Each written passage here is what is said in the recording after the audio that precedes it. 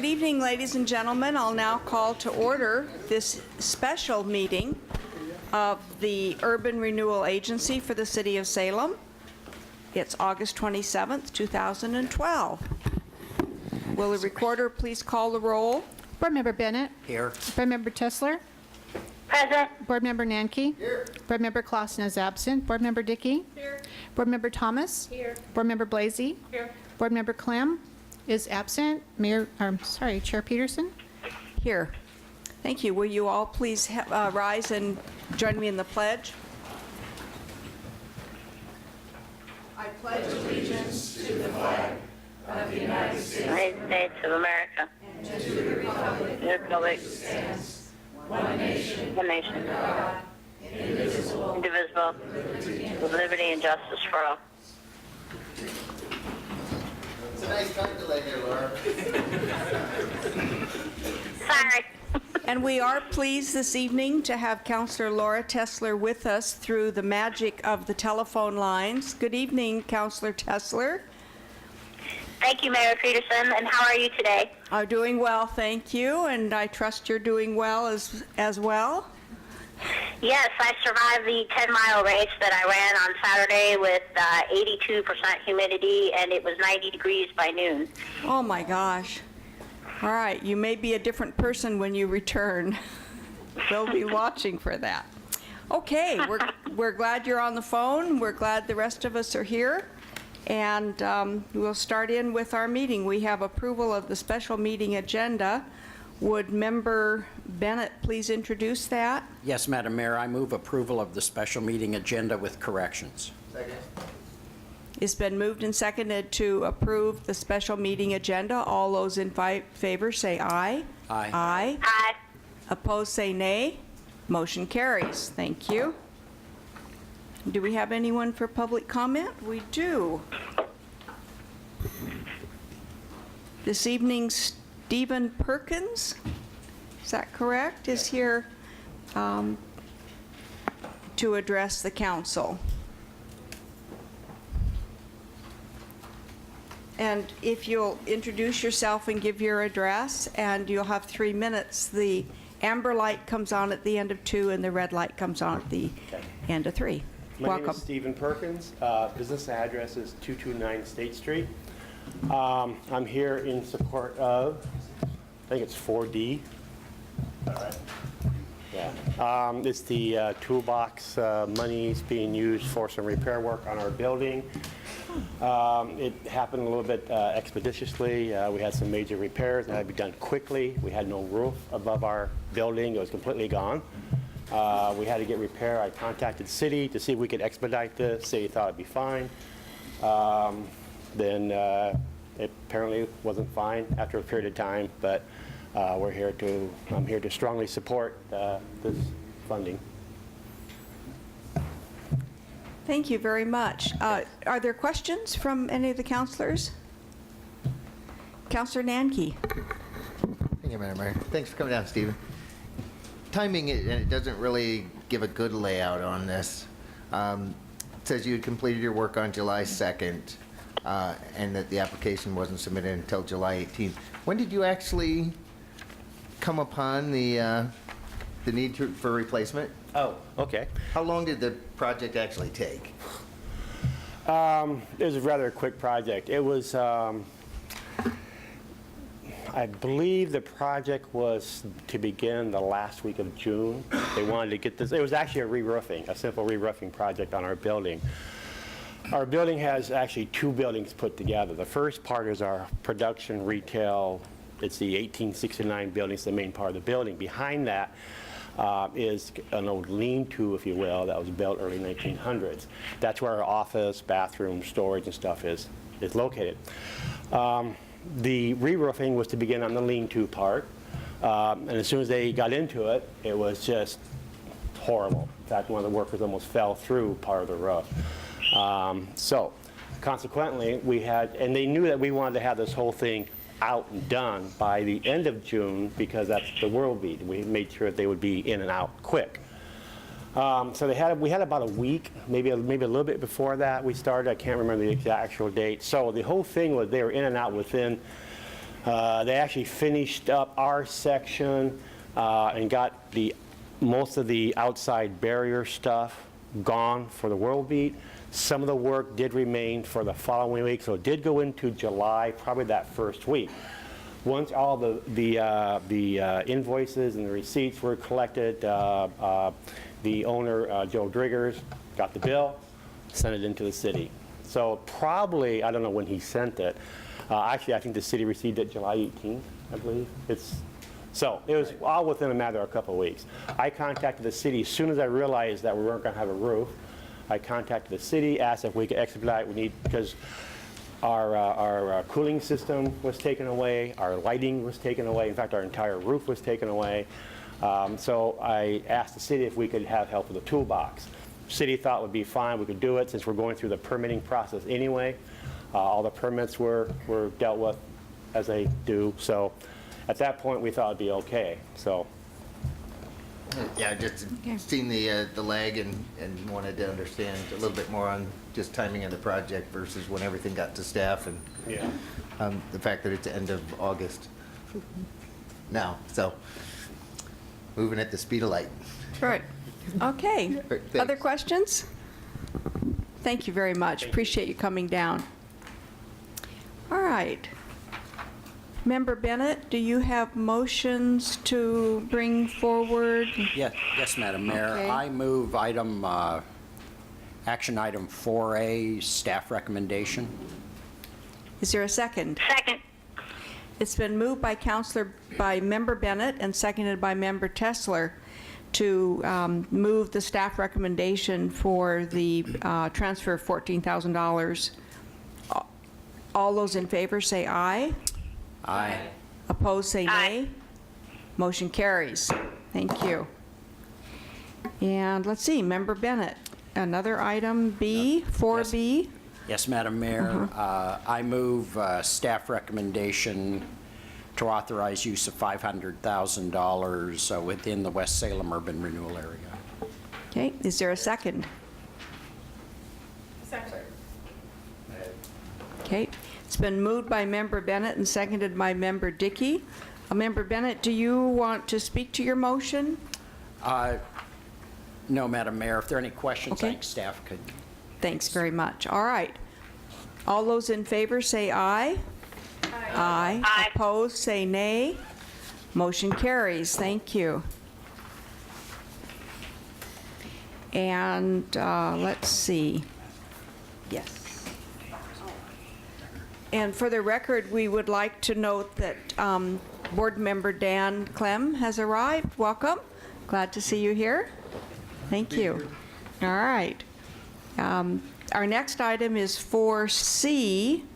Let's see, Member Blasey, are you going to make a motion on this one? Or is Member Bennett? You want me to? Okay. I would. Yeah, we could do it together.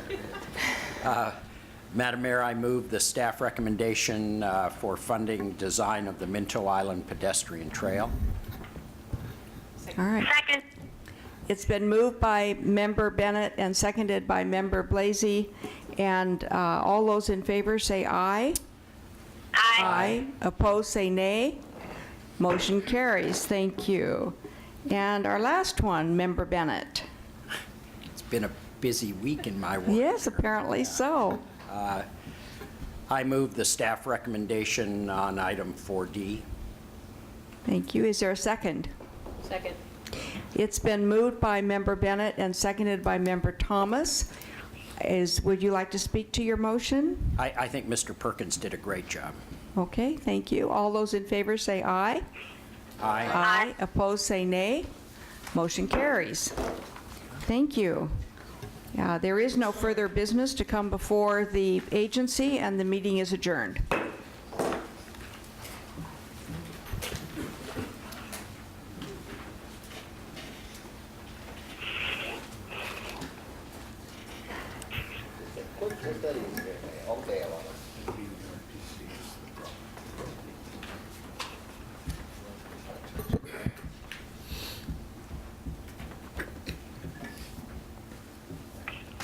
Are we ready? Okay.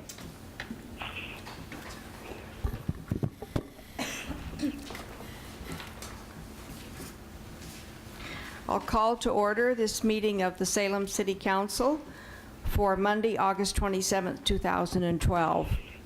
Would the recorder please call the roll? Counselor Bennett, Here. Counselor Tessler, Present. Counselor Nanki, Here. Counselor Clausen is absent, Counselor Dickey, here. Counselor Thomas, here. Counselor Blasey, here. Counselor Clem, Here. Mayor Peterson. Here. Thank you. Counselor Bennett, would you please move for the approval of additions and deletions? Yes, Madam Mayor. Actually, I'm going to move for approval of addition and corrections to the agenda. Okay. All right. Second. It's been moved by Counselor Bennett and seconded by Counselor Nanki to approve the corrections and additions to the agenda. All those in favor say aye. Aye. Opposed say Aye. nay. Motion carries. Thank you. All right. Do we have anyone signed up for public comment? Oh, we do. We have council comment.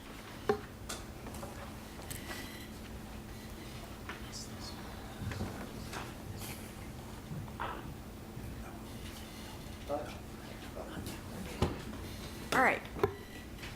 Are there any counselors with council comment this evening? No. All right. Now we'll move to public comment, and I see no one signed up this evening for public comment for items not on the agenda. So dispense with that, and we'll move right to the consent calendar. Counselor Bennett? Thank you, Madam Mayor. I move the consent calendar. I move a second. It's been moved by Counselor Bennett and seconded by Counselor Nanki to move the consent calendar. All those in favor say aye. Aye. Aye. Aye. Opposed say nay. Motion carries. Thank you.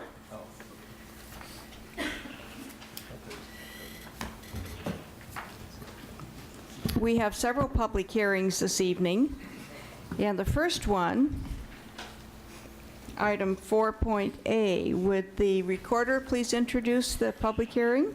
The Salem City Council will now hold a public hearing for the purpose of considering review of the hearings officer decision for a consolidated request for a conditional use permit, type 2 site plan review, and administrative design review for property located at 1252 23rd Street Southeast.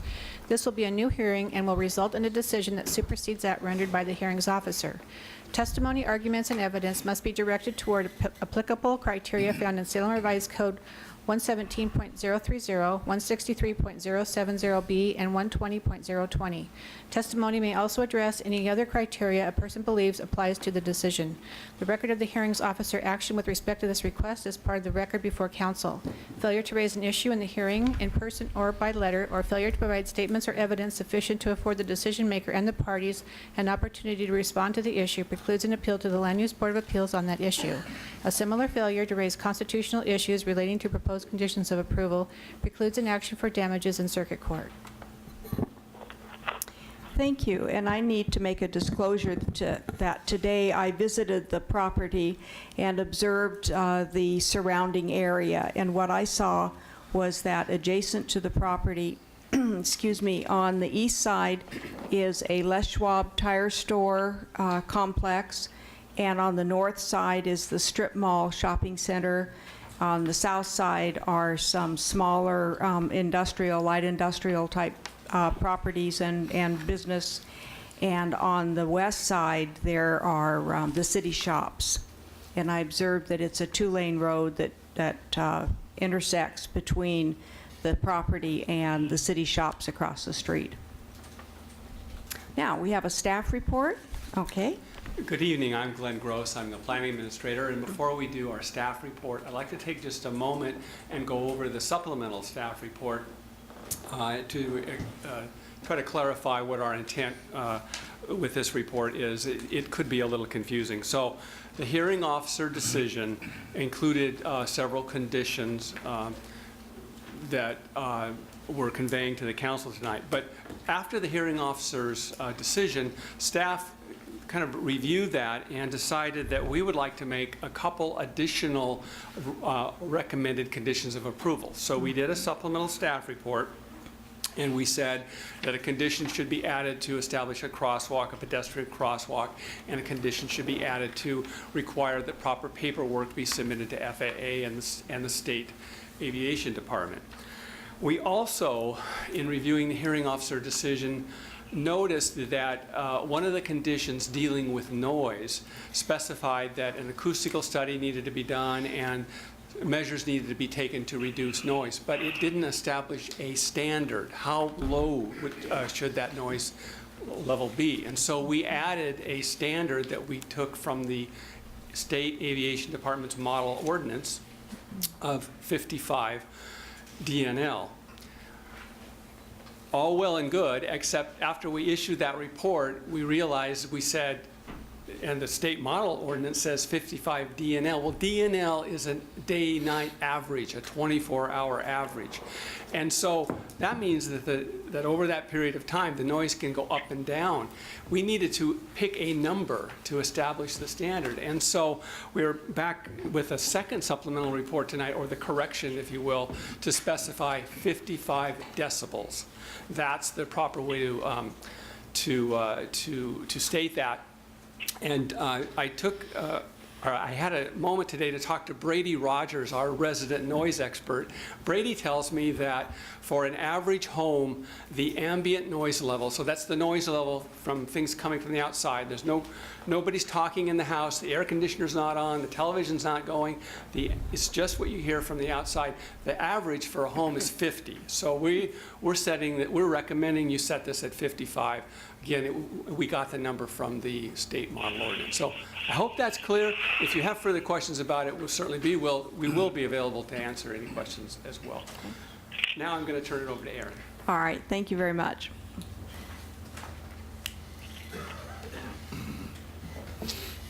Thank you and good evening. My name is Aaron Panko, Associate Planner with the Planning Division. We are here tonight to discuss a review of the hearings officer's decision approving a consolidated conditional use site plan review and administrative design review application for property located at 1252 23rd Street Southeast. At this time, I'd like to enter into the record the staff report and supplemental reports, including the attachments. A consolidated application request was received by the city on January 6th, 2012. Additional information was requested from the applicant to process the case. After additional information was received, the application was deemed complete for processing on June 5th, 2012, and a public hearing before the hearings officer was scheduled. A decision was issued by the hearings officer approving the request on July 17th. The 120-day state-mandated decision date for this case is October 3rd. The hearings officer recently approved a consolidated request for a conditional use permit, type 2 site plan review, and administrative design review for the development of an apartment complex on the subject property with a condition of approval limiting the number of dwelling units to a maximum of 88. This is a vicinity map of the subject property. The subject property is approximately 2.9 acres in size and has frontage along 23rd Street Southeast, which is designated as a collector street, and Oxford Street Southeast, which is not identified in the Salem Transportation System Plan, but has the characteristics and function of a public alley. The subject property is zoned IC, Industrial Commercial. The property abuts IC zoning, shown in purple, to the north and to the east and to the west, across from 23rd Street. Multifamily development is allowed in the IC zone with a conditional use permit. The area south of the property is the 22nd and Electric Overlay Zone, shaded in red. The area is primarily a single-family neighborhood, which was later zoned general industrial. The overlay zone allows the single-family dwellings as a permitted use in the IG zone. This is an aerial photo of the subject property. The subject property is vacant, but does include a portion of a paved parking lot near the north. The commercially developed property to the north and to the west across 23rd Street is under common ownership with the subject property. And the subject property also contains several Oregon white oaks. This slide shows an aerial photo at a greater extent. The property is located across from the city shops facility, as shown on the map here, and is also in close proximity to the Salem Municipal Airport. Chapter 117 provides that no building, structure, or land shall be used or developed for any use which is, by any provision of the zoning code, designated as a conditional use in all zones or in the particular zone in which the building, structure, or land is located, unless there's been granted a conditional use permit approval. The first criterion is shown on the slide and is that the proposed development conforms with applicable goals and policies of the Salem Area Comprehensive Plan. The hearings officer has found that the proposal is in conformance with several goals, including multifamily housing, mixed-use development, residential development, as identified in the staff report. The second criterion is that the proposal minimizes any reasonably likely adverse impacts of the use and the development to the immediate neighborhood. And typically, with a conditional use permit, proposed developments are evaluated and conditions may be placed on the development that will mitigate any adverse impacts of that particular use which might have on the neighborhood. In this case, because the proposal is for multifamily development in a largely industrial area, conditions of approval have been recommended to adapt the proposed use to the impacts of the existing surrounding uses. The City of Salem Shops facility is located across the street from the proposed apartments. The shops facility is used at all hours, depending on planned activities such as preheating of paving equipment in the summer months or responding to emergency events like water main breaks, winter storms, or flooding events.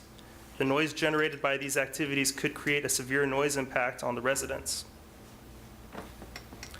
This photo shows a view of Oxford Street looking from 23rd Street. Oxford Street provides access to several existing industrial uses. As proposed, a parking lot serving the apartments will take access off of Oxford Street. In addition, the Salem Municipal Airport is less than a half mile from the property, and the center line for the approach departure path is only 450 feet from the property. Residents will also be exposed to noise from regular airport activity. To minimize these impacts, the hearings officer has recommended two conditions of approval. The first is to require the applicants to provide an acoustical analysis of the proposed development and to incorporate into the design of the site and buildings methods of reducing sound levels of the surrounding uses. The second is to require a disclaimer for future residents that excessive noise is possible based on surrounding uses. In the supplemental report, staff recommends that the City Council amend Condition 3 from the hearings officer decision. The subject property falls in an area which anticipates average day-night noise exposure to be above 55 LDN. The Oregon Department of Aviation Model Ordinance provides that development within a 55 LDN area is required to demonstrate that a noise abatement strategy will be incorporated into the building design that will achieve an indoor noise level equal to or less than 55 LDN. And as Glenn mentioned, after the supplemental report was signed, staff contacted ODA staff to discuss the language from the model ordinance. An error in the model ordinance was discovered, and the proposed condition requires soundproofing to 55 LDN, which is the same sound level anticipated on the outside of the subject property. The requirement should be to soundproof the building so that the peak indoor noise level is equal to or less than 55 decibels. Comments were received with questions and concerns regarding the FAA notification process for construction in close proximity to the airport. The Salem Municipal Airport has commented that a 7460-1 notification form to the FAA and ODA be required prior to construction of the proposed apartment buildings. The condition of approval requires the applicant to submit notification to FAA and ODA and then to provide the city a letter of determination from both agencies prior to a building permit being issued. The hearings officer adopted a condition requiring Building E to be removed from the site plan to provide a transition between the commercial uses to the north and the uses within the 22nd and electric overlay to the south. Building E can be replaced with either open space or 2 duplexes, but the condition of approval provides for a maximum density of 88 dwelling units on the property. Staff is recommending that the City Council include an additional condition which addresses pedestrian connectivity. The property is under common ownership as the property developed for commercial uses to the north and across from 23rd Street. The parking arrangement for the proposed apartments is dependent in part on parking spaces from the commercial uses. At peak hours of demand, there could be vehicles parked on the west side of 23rd Street, which are trying to access a destination to the east side. A pedestrian crossing is provided along 23rd Street to provide a path connecting the uses on the east and the west. Site plan review is required for any development which requires a building permit. In this case, a type 2 site plan review is required because the proposed development also requires a conditional use permit. The site plan review application has been reviewed for conformance with all applicable development standards of the code, and staff finds that the application meets all applicable approval criteria. Staff has recommended a condition of approval requiring the applicant develop Oxford Street to meet minimum alley standards. Multifamily development is required to meet either the clear and objective development standards of the Development Design Handbook, or if flexibility is needed in the design, the applicant can request discretionary design review. In this case, the applicant chose to meet the clear and objective standards of the handbook, and the hearings officer found the application to be in conformance with those design standards. Comments have been received from the Southeast Salem Neighborhood Association and from the surrounding property owners objecting to the proposed development. Comments were also received from the airport objecting to the proposed development. Staff recommends that the City Council amend the decision of the hearings officer to include the 2 additional conditions of approval and to amend Condition 3 as follows. Thank you. All right, we have signed up several people this evening. Valerie White. And I should ask if any of these individuals represent the neighborhood association. Valerie White, Tom Clittinger, Bill Smaldone, and Suzanne Lulay. You represent, okay, thank you. Then you get more time than the rest. Excuse me, Madam It's okay. Mayor and Yes. City Attorney, would not the applicant go first typically? This is the applicant. Oh, excuse me. My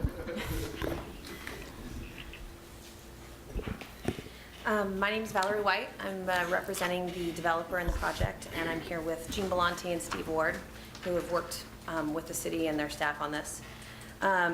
First, I want to make sure and say that we are accepting the staff report that you have in front of you today with the 2 additional conditions without any modifications. Now, the 55 decibel limit is something that we were just notified of, and we're going to have to check that out. That's the only thing that we haven't found out. Other than that, there is no modifications. We accept all of the rest of modifications to that. I'm here to just go over an overview of what the project is going to entail, what it's going to be like, and what it's going to do for the property and the surrounding neighborhoods. As you can see, this is an example of how we're going to advertise this property. Excuse me. It's going to be luxury townhomes, luxury apartment homes with a lot of extra amenities. This is an example of what the outside is going to look like. It's going to have many accents. We also have 800 units that we currently manage under our management. We have extensive community rules, requirements for tenants. There is monetary fees for those tenants if they don't abide by the rules, and those will also take place in this type of apartment complex.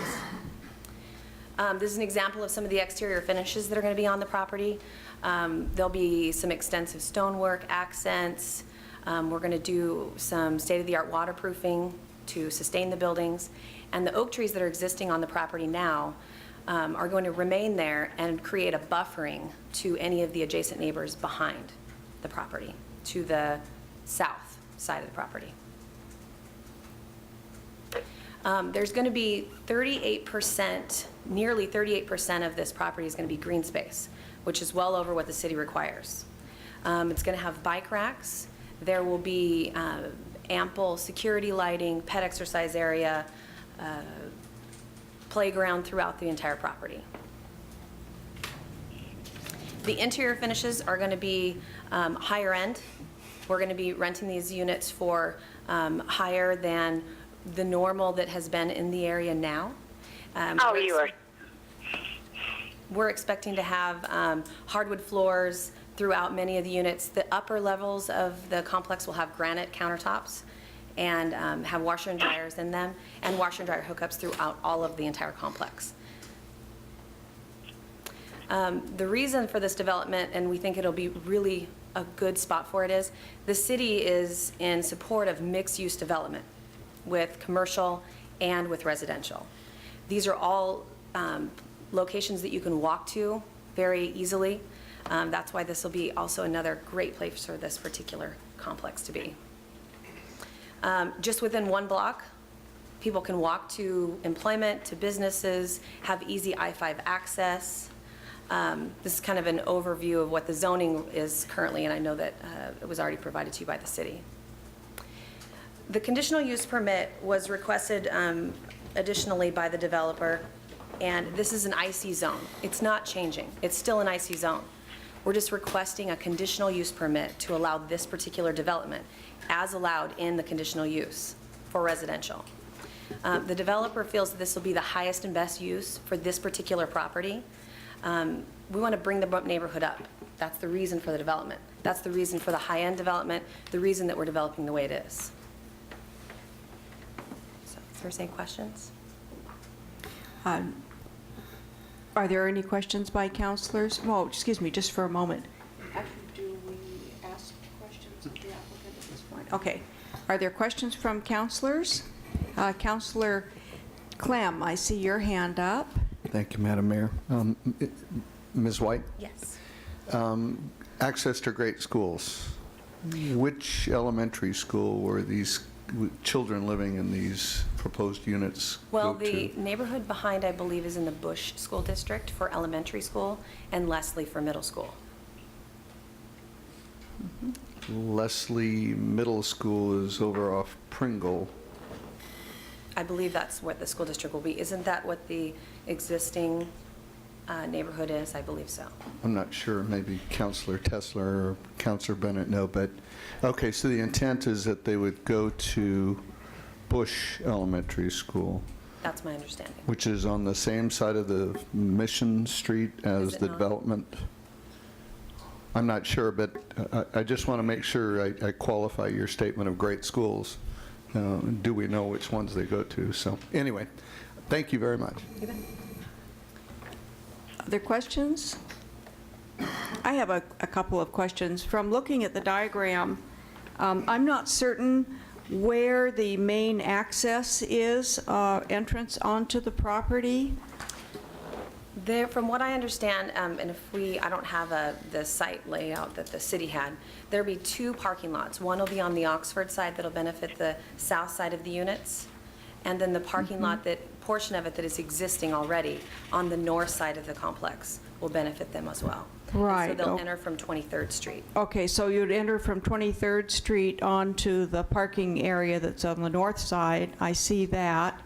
And then on the south side, I can't tell from this diagram that I have where the, well, it must be off of Oxford, is that right? Correct. So they'll enter Oxford from 23rd and then off of Oxford into the back parking lot. Okay. I wish we could go back to those photographs that we had on the screen. Can we do that? Yes. Okay. I'd like to see what Oxford Avenue looks like and what 23rd Street look like The where ones that the staff had? From the staff report. I think it's in the staff report, right. Karen, do you have this? I'm trying to see where the sidewalks are or will be that children will be walking on, or anyone who's walking from the apartments to go to the schools or to the shopping areas.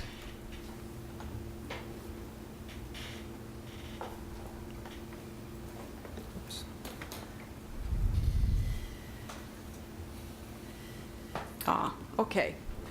So that's 23rd Street. Yeah, this is a Okay. view taken from Oxford Street looking north. Okay, so there is a sidewalk along 23rd. Okay, and then could you go back to Oxford Street? This is a view from 23rd Street looking down at Oxford, looking east. Okay, so that would be the street where cars would enter onto the property? Correct, yeah. There's going to be that south, or the southern parking lot is going to have access from the alley back here. Okay, and so will that alley be improved? Yes, the condition of approval requires it to be improved alley standards. And what would that be? What would that look like? I think it's a 24-foot paved improvement. It's paved. It'll be paved. Yes. Will there be sidewalks? I don't believe so. Oh, There will be, excuse me, sorry. There will be internal sidewalks throughout the property. If you, do you have the, do you mind if I go back? There was, if you see there is internal sidewalks throughout the property. So they'll be able to access both from the sidewalk on 23rd Street as well as all the sidewalks throughout the property. And walking I see. paths. So some of those sidewalks throughout the property come out onto 23rd Street? Yes, and they come out onto 23rd Street in several locations, and to Oxford, and to the parking lot on the north side. Oh, okay. So, but if they come out onto Oxford, basically they come out onto the alley? The one sidewalk you can see there, the one sidewalk on the very south side just goes into the parking lot. But there is no sidewalk on Oxford because it would be an alley. I understand. Okay, thank you. All right. Are there other questions? Counselor Dickey, and then Counselor Blasey, and then Counselor Clem. Thanks, Mayor. I'm wondering, do you know where the closest transit access is if somebody was going to use the bus and how they would get there? On Mission Street. And is that a signaled crossing that they would have to cross Mission Street at 23rd? Would they have a signal to cross with, or is it on the other side of the street? It is on this side of the street. And do you know if that's one that goes a bus that goes both ways? I do not Because know a lot of times, like, it'll be the bus that goes, into town will be on one side of the street. The bus that goes out of town is on the other side of the street. Yes, So, and I do not know that. Okay. There is one directly in front of the property on Mission Street, in okay, front of the buildings. so then if there is one on the other side, is that signaled or not signaled? It is not signaled. Okay, thanks. Yes, Counselor Blasey. Thank you, Mayor. Going back to the slide with the alley, can you please clarify what those buildings are in front, which would be adjacent, and where the proposed parking is my understanding? You're Do you have on this slide here? No, going back to the picture where the alley is, where the alleyway is. The parking, you'll go through Oxford, and then you'll enter the parking lot behind the buildings. So you'll actually access the back parking lot, the south parking lot, from Okay. Oxford. Is that your question? No, the buildings that are directly adjacent to that parking area, what are those buildings right there? They're industrial buildings. Industrial, as in? Okay. Industrial business, small businesses, I believe. Okay. Industrial. So the part of the walkway would be directly behind the industrial buildings? There's no walkway there. It's only the Oxford alley where the Okay. industrial buildings Okay. are. Okay. Yeah, maybe if we could see that picture Yeah. again. Thank you. Yeah.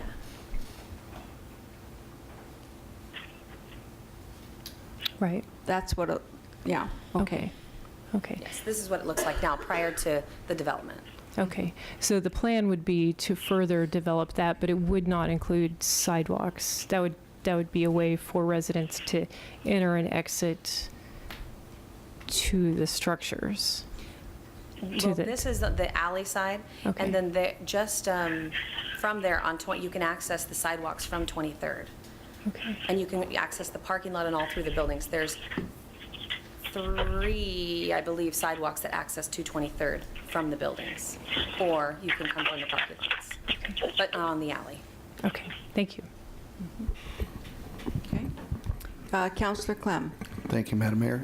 Ms. White, in terms of the removal of, or at least recommended by the hearings officer, of Building E, you have the option of putting in duplexes or nothing, if I remember correct. So what is the applicant's intent in lieu of Building E? The intent is to put 2 duplexes there. Facing the alleyway then, so the car could have access? I don't believe that we've decided that yet. We'd have to submit that to the city. It hasn't been submitted. Okay, so if it didn't face Oxford, there would have to be some internal driving happening within the property. Well, it would still be additional units, and they would be benefited by the parking lot that is right beside it on the south side. Okay, thanks. Counselor Bennett. Yes, I just, I had Google available to me, so I looked up, now you said Bush Elementary? That was my understanding. Well, that's at 14th and Mill, which is about a mile away. It's about, so I'm just wondering about it. And Leslie, because it would sound like this kind of, I assume you're expecting children to be living here. Yes. Now, I will tell you that our office is very close to this development, and so I drive 23rd Street on a regular basis, and the buses for the children are picked up just adjacent to where our property is for the current residents that are in the neighborhood, for the elementary school kids. And So your there is office bus is line. over at the airport? Correct, on 25th. So they would need to cross Airport Road? No, not my office, adjacent from this property. Directly adjacent is where the kids are being picked up Okay. on a daily basis. Okay. On 23rd Street. And I may have missed this, but again, on the parking, there are how many parking units on the property in question? I don't know that. And I guess what I'm trying to figure out have to is look. how many people are going to be crossing 23rd with groceries and kids to get to their unit? How will that work? Well, they won't be parking anywhere off of 23rd. They'll be within the parking lots. So all of our sidewalks are internal to the property. But if you park, did I misunderstand then this crosswalk that was suggested? I thought crossed to one of the parking lots. Did I misunderstand that? That is additional parking. Because this is all owned by the developer, it was requested by the city to add a crosswalk in there for additional parking because it is all shared parking. So if there was visitors or anyone else. Well, I'd like to know how much parking is on the site itself, I guess. There's 8? Yeah. So like Steve was just saying that we do meet all of the parking for our property. I understand that that's the argument, but I want to understand on the site where there are 88 units, how many parking spots are there? We just have to, I'm not sure. I Okay, don't know off the top That's of what my I'd head. like to know. And I understand that there may be some, Parking requirements. yeah, and I want to understand how close people are to where they live in terms of parking and for their guests. I'd like to understand how many parking spaces are available. And I guess whether there's parking allowed on 23rd Street and in the Oxford Street area. Do you allow, is on-street parking? I believe not. There is no parking on 23rd or on Oxford. Yeah, I really do want to know how much parking there is.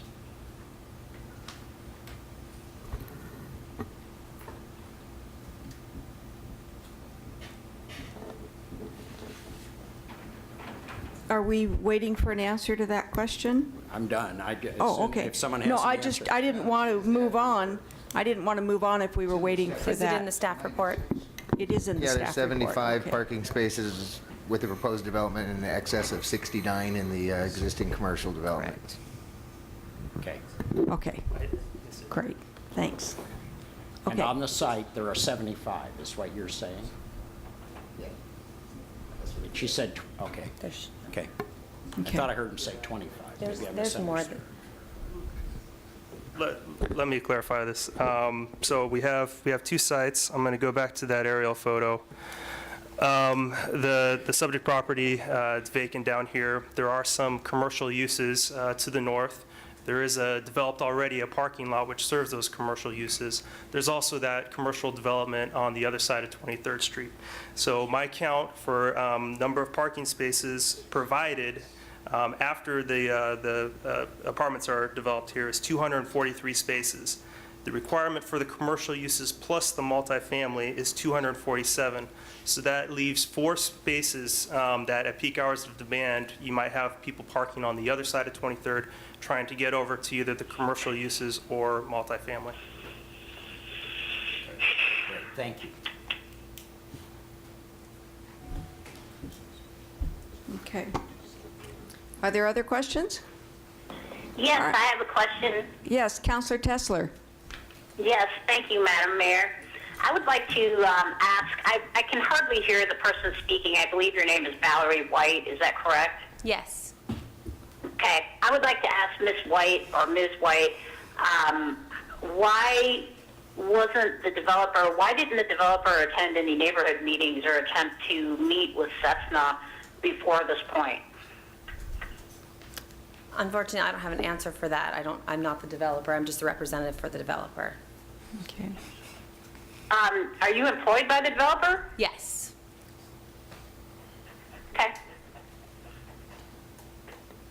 That's it for me.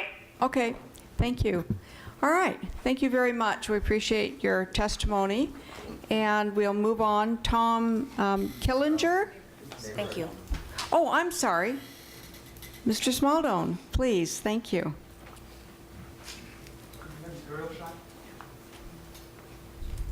We have an aerial here. Do you want a greater extent? That's good. Good evening, Madam Mayor, councilors. How much time do I have? You have 5 minutes. Thank you. Okay. My name is Bill Smaldone. I live at 430 21st Street Southeast.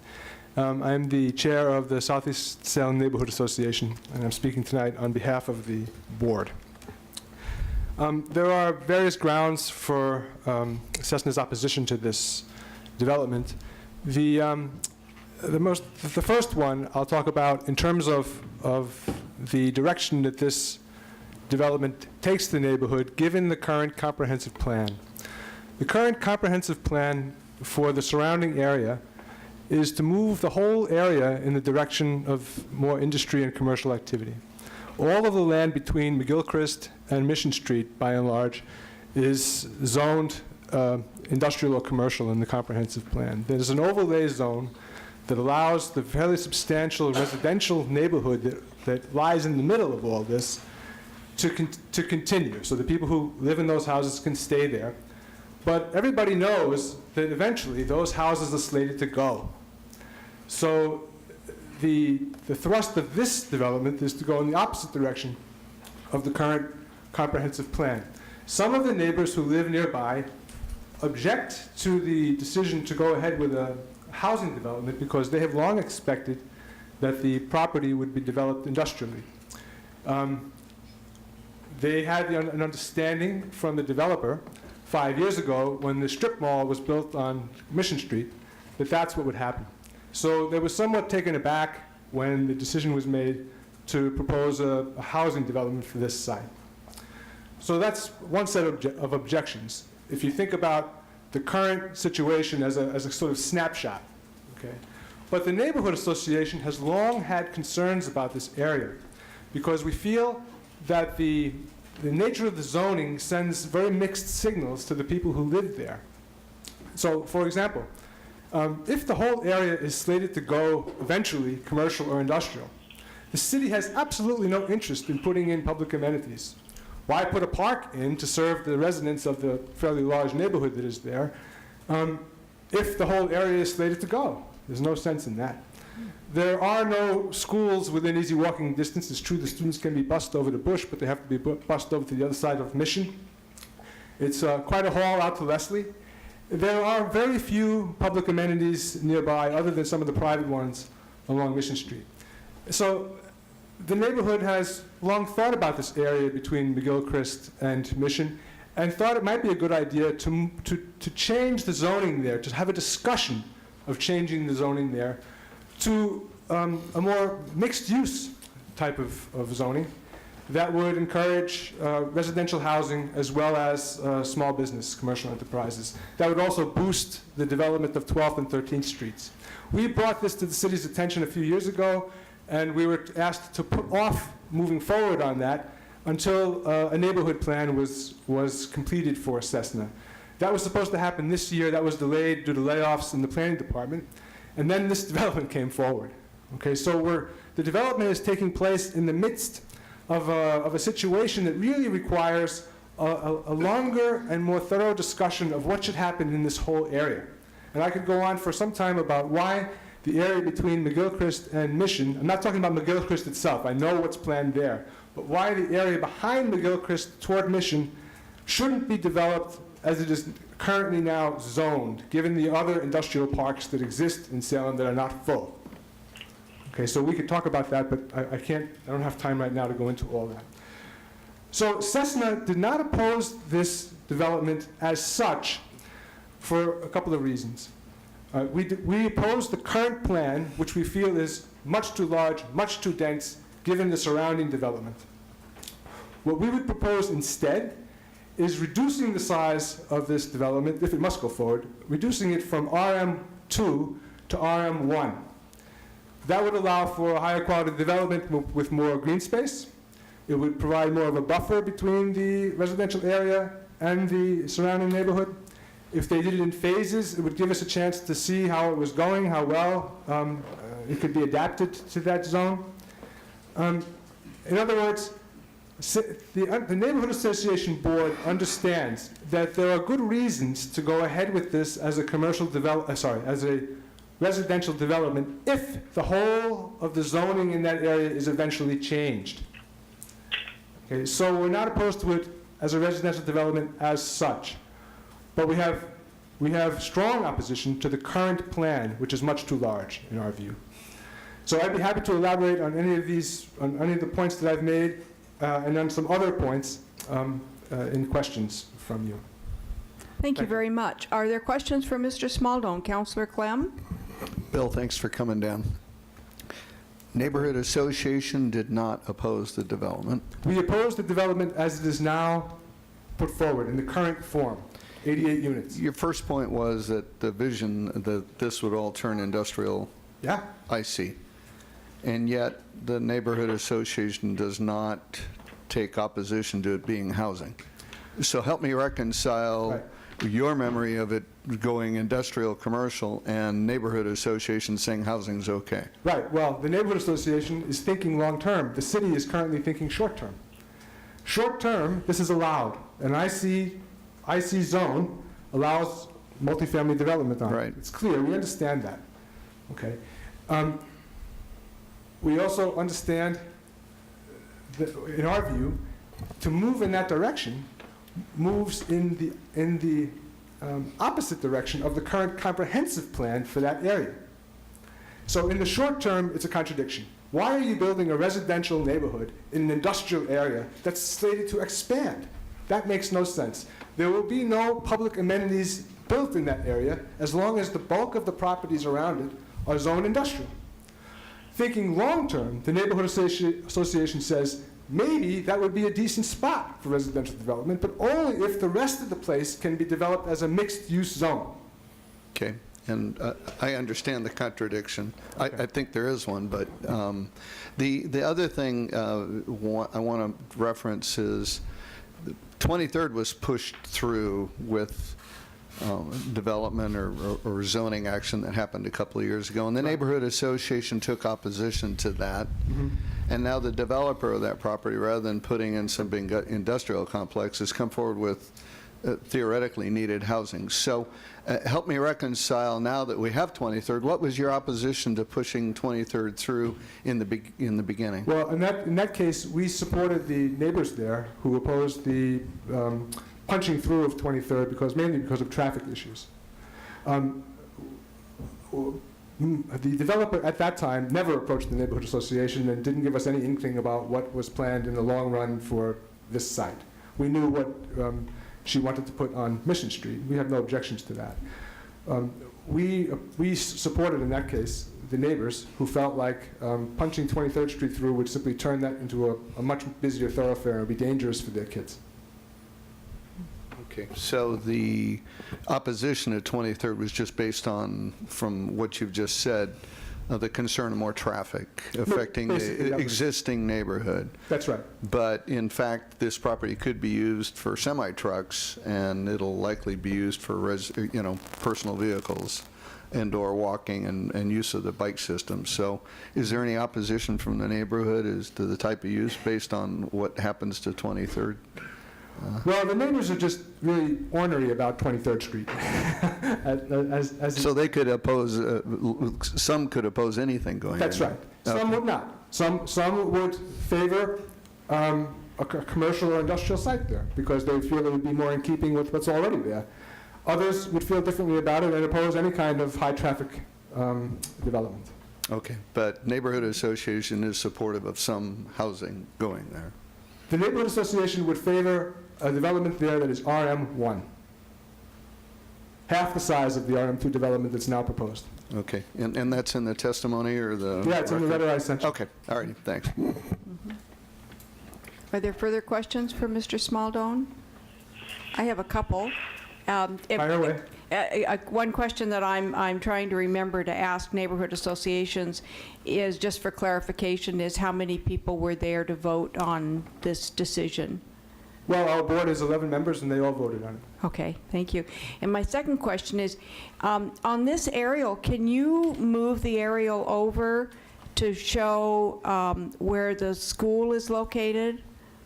Or maybe this is just a set picture, and maybe staff will have to, maybe staff can do that for me. I don't think we have an aerial that is that far out. Okay, let's see if we May I can figure add, that there out. is no grocery store nearby. There is no place to walk there and buy your groceries, at least a large amount of groceries. Uh-huh. And then to cross Mission, it looks to me like there isn't a crosswalk there. Is Correct. that right? Okay. There is a light at 22nd. Oh, on 22nd. 22nd, right? But and so you can cross there at the light. There is no island at 22nd. Right, okay. So there's no crosswalk or light at 23rd and Mission? No. I see, okay. All right, I think probably staff will have to answer some of my other questions, so, all right. Other questions? Councillor Clem? Yeah, I'm sorry, I forgot to ask earlier. Isn't Richmond Elementary closer? If you want to, As the crow flies, but I'm pretty sure the kids there go to Bush. okay. Okay, thank you. Okay. You're welcome, thank you. All right, we have others signed up to testify. May I ask a Oh, question? I'm sorry, yes, certainly. I sent the city a copy of the thing I just worked off of. I don't know if you need this. It should be in your packet already. This is the signed version. Do you need that? I would go ahead and submit it into evidence. It should have been in your packet. I sent it to Aaron Panko a week ago.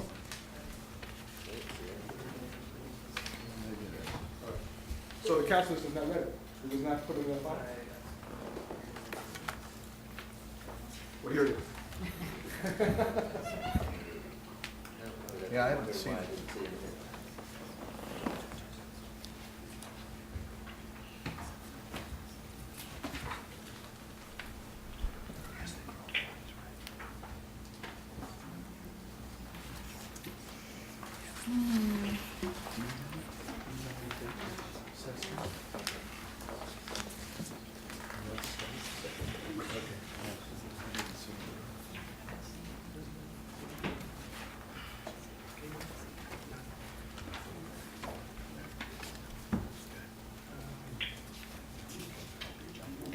See it in here.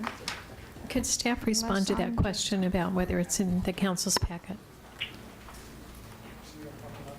No, the document that Bill submitted was going to be entered into the record tonight. Oh, it's entered It's not tonight into in the the record. packet. Thank you. Okay, so it's not in our packet. Okay, all right. Can we get a copy of it before this is all over with? Yes, could I have staff go make a copy and bring it back to council? Yeah. Okay. Thank you. I don't like And then going we forward should without knowing. scan that to Councillor Tessler? Yes. Okay, all right, thank you. All right, then we'll move ahead. Tom Kittlinger, am I saying your name correctly? Yeah, all right, thank you. And then after he speaks, Suzanne Lulay.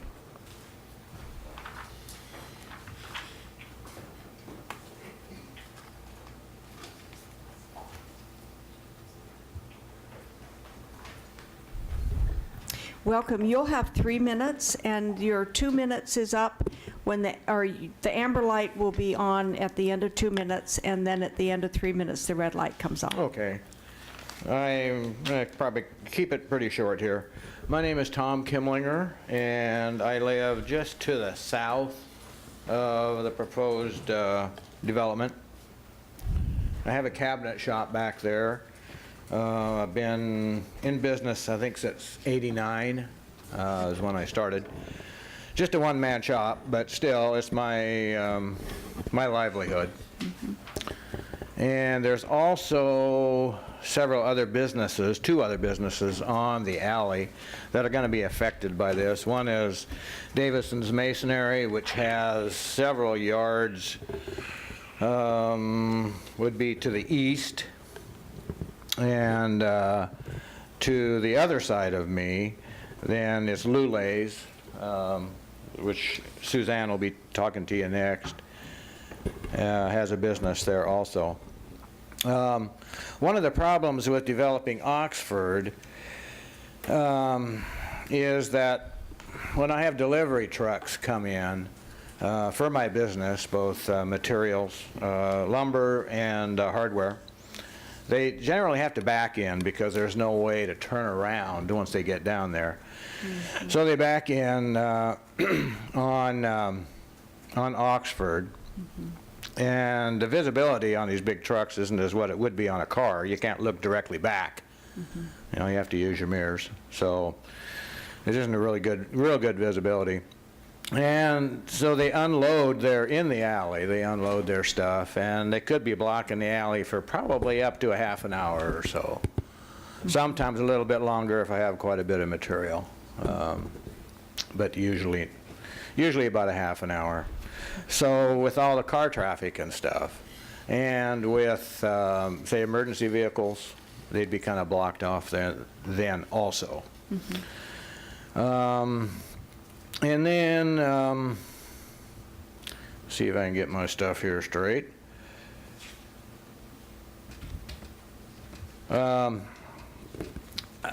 Without having the material, I'd be pretty much driven out of business, I think.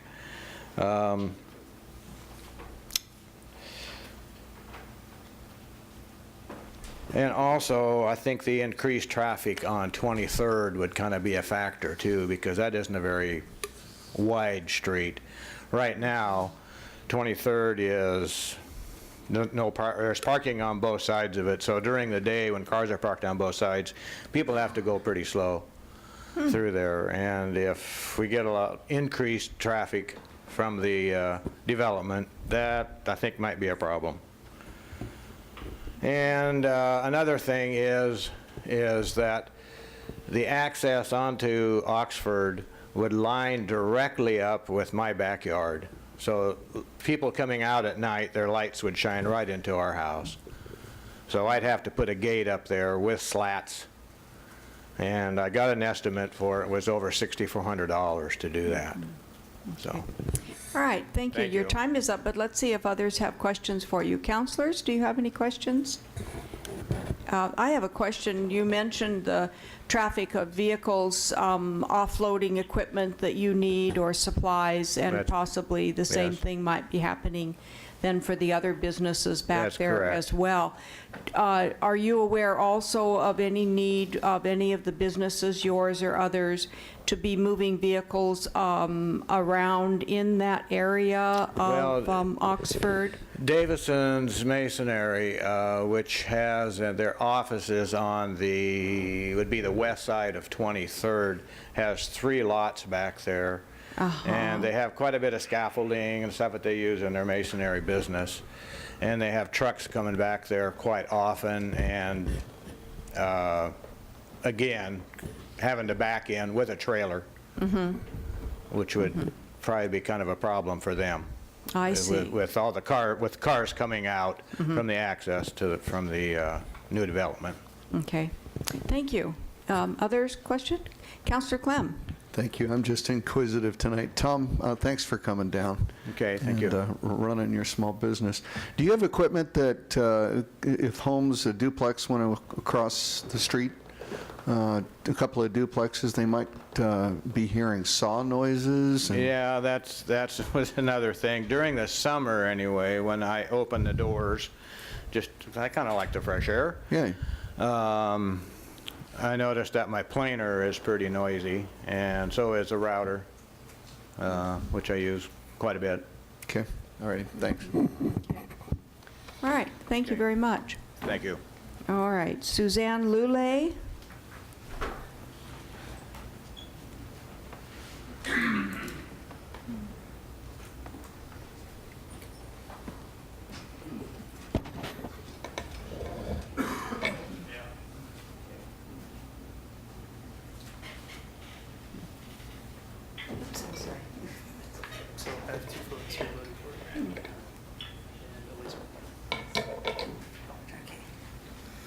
Hi, my name is Suzanne Lulay, and I live at 2325 Rural Avenue Southeast, and my home is right there on the map.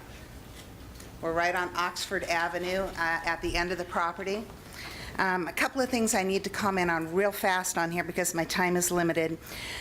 When Bill gave you the letter from Cessna, in that letter are alternatives that we as a neighborhood association recommended for redevelopment of this property. So please do not make a decision until you have looked at those alternatives.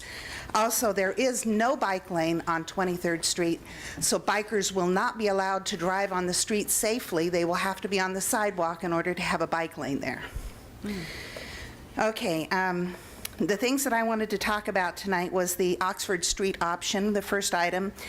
And the hearings officer had stated that he wanted to remove Building E on the site plan that you guys have and replace it with either open space or 2 duplexes. The developers here have said that they like to put in those 2 duplexes.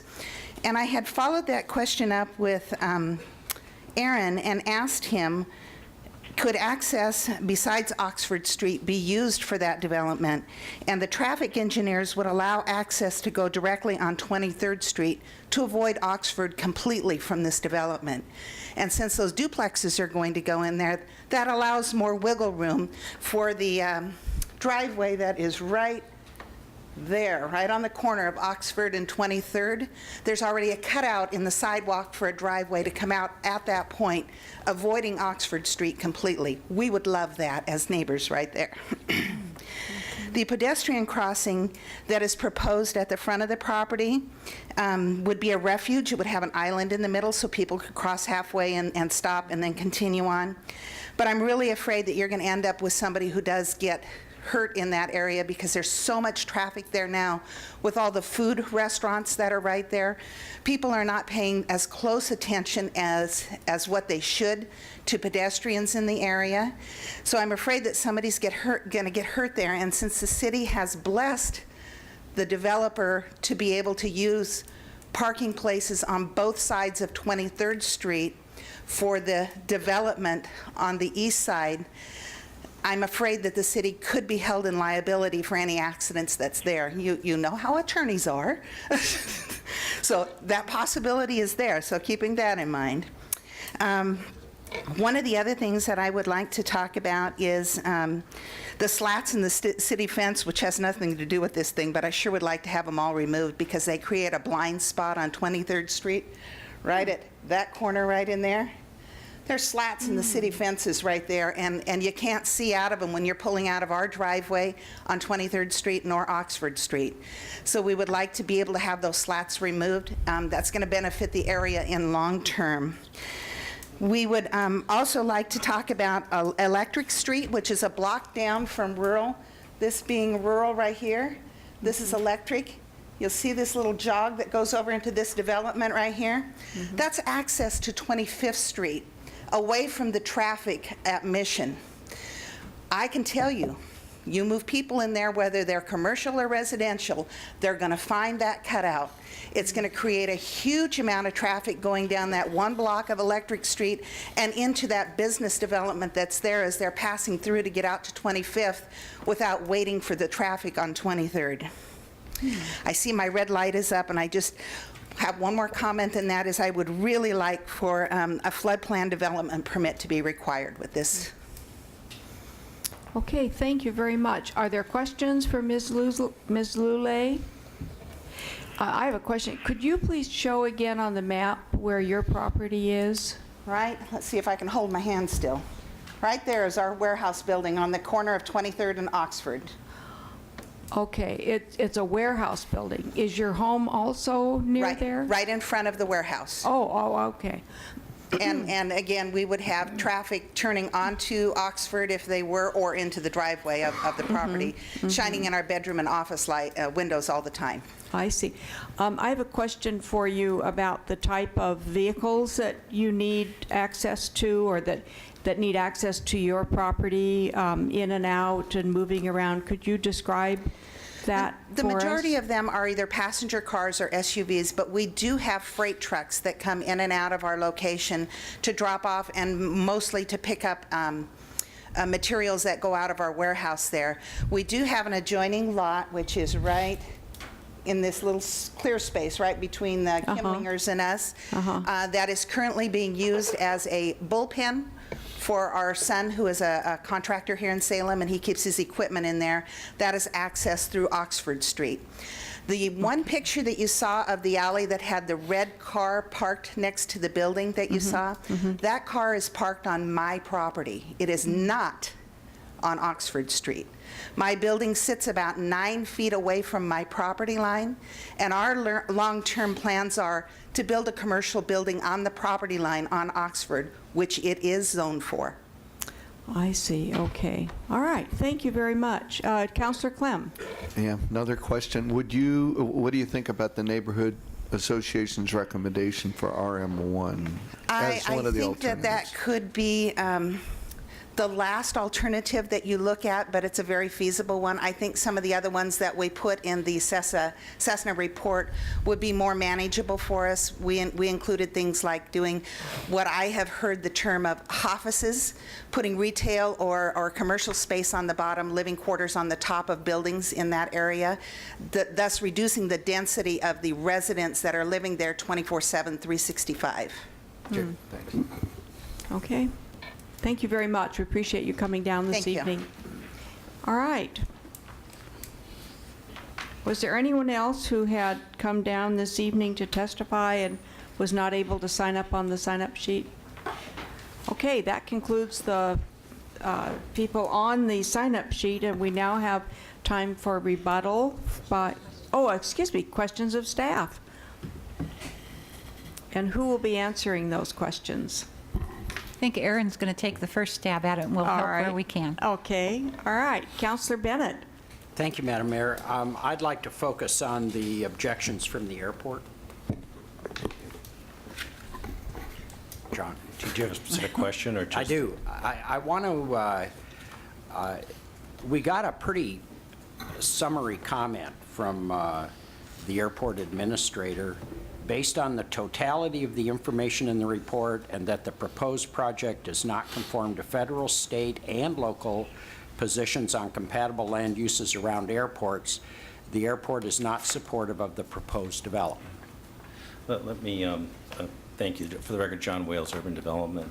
The comments were written, the intent behind them is to show that there are guidelines, there are federal guidelines, there are state guidelines, and even local guidelines that would address residents in the vicinity and adjacent to airports.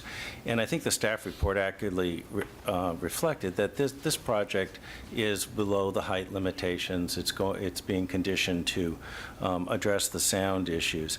But what was of particular importance and what I think is new to this conversation is that in the past week and a half we received a letter which is in this comment from the FAA regarding our airport layout plan approval and its conditions, and it reflects the concerns of the FAA and residences, and making sure that we, and it's a condition of our approval, that we take steps as a community to address land use issues dealing with densities, particularly and so the airport administrator wanted that to be shared. These are guidelines that he's referring to here, but in particular is the new information that we've received from the FAA that we're trying to understand, and that's the letter from August 16th. Well, okay, so his the pretty straightforward, the airport is not supportive of the proposed amendment is, and that's the position of the airport? Of the airport, correct. Okay. And that, I think, has been factored into the discussion and the analysis that was presented. And then I want to take you to page 3. I guess this is of the Mead and Hunt portion. And it's that first paragraph. Can you explain what that's telling us? Are you talking about of their letter or of the attachment? It says ODA guidebook. It's page 3 of, I guess it's from Mead and Hunt. On page 3. Yeah, and what the guidebook, it's, again, this, like the FAA, like ODA, has guidelines on how airports should operate and how they should be managed and how they should strive to manage themselves. And it's routine that throughout the aviation industry and at airports that residences are not a compatible use, particularly multifamily resident concentration of it. Now, that doesn't mean you can't have them, you can't mitigate them, you can't create it, but it's from an airport operation that the airport manager here is trying to point out that. Well, what's this say? I mean, relative to this development this close to the, whatever that is. Yeah, go ahead. We had a work session actually earlier tonight talking about the very recommendations that are in this ODA guidebook. And so there are a range of recommendations in that book, and there are some minimum standards that you have to meet and some best management practices. And what is referred to in this paragraph are the best management practices. So the City of Salem has not yet adopted regulations to be consistent with this guidebook. And we need to adopt our master plan, and then we need to determine where that range of recommendations, where in that range we'll adopt a rule. What the consultant here is saying is that the recommendation in the guidebook, which is the best management practice, would limit density of residential there to very low density.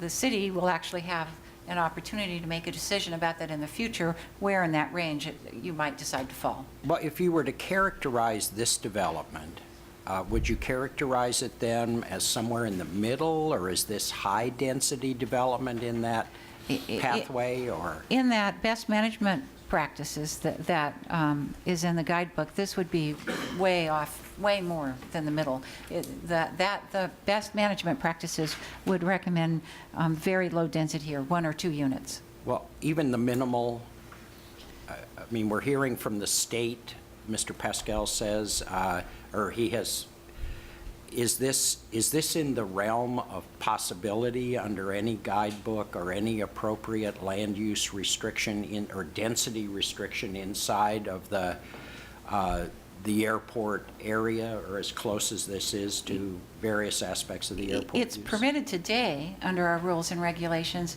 and you could adopt future rules and regulations that would still allow this. Whether you would choose to do that, I don't know. Okay, thank you. Okay, Councillor Clem. Thank you. I'm not sure that we've seen anything from the state. We've seen from this, we've got a copy of the state's guidelines. And from Mission and from Mead and Hunt, they are consultants to the city. That's correct. And we've got a letter from Carol Sumi approving the ALP, but certainly not the master plan or any changes to our land use codes. Right.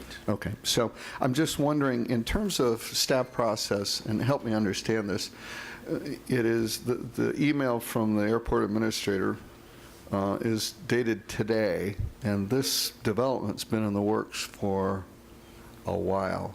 So, and I appreciate the responsiveness, quite frankly, the airport administrator is bringing something that would beg the question, why is this coming in on the 27th of August? But do we have a process, and has this applicant been wronged by the airport now saying it's incompatible with airport use? Well, I hope that's not, that wasn't the intent. I think the airport. I don't fault the airport No. administrator for following rules. I'm wondering about our processes within community. The airport has been consulted throughout this process and has provided information. And I think, as you heard in the staff report, that information was accurately reflected on what the airport's recommendation was. But I think the reason that what really prompted this discussion was this latest memo from the FAA, and that this is new information that really hasn't surfaced, and that's what. Well, Grant Assurance 21 hasn't changed in It 25 years, so it's not entirely new. That's correct. It's been in federal FCR for 25, 30 years. Yes, so that's correct. We're just discovering it today. And having it in a letter with our approval of our ALP is just raise the awareness of that. Okay.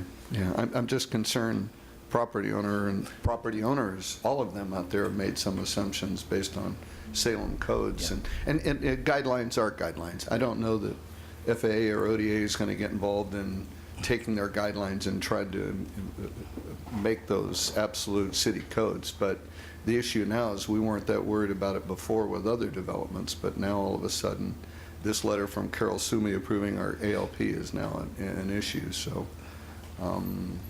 what do we do with a Grant Assurance 21? Can we approve this development, and would we be in violation of Grant Assurance 21? Well, our understanding, this has been the practice, and this has been, I think the way we're proceeding has been the way the city has administered these types of developments. I think what this is alerting us to, and as Ms. Woods just mentioned, that as we're going forward, we're going to need to consider this, and there may be some options that we want to think, we certainly want to be thinking about taking into account in the future.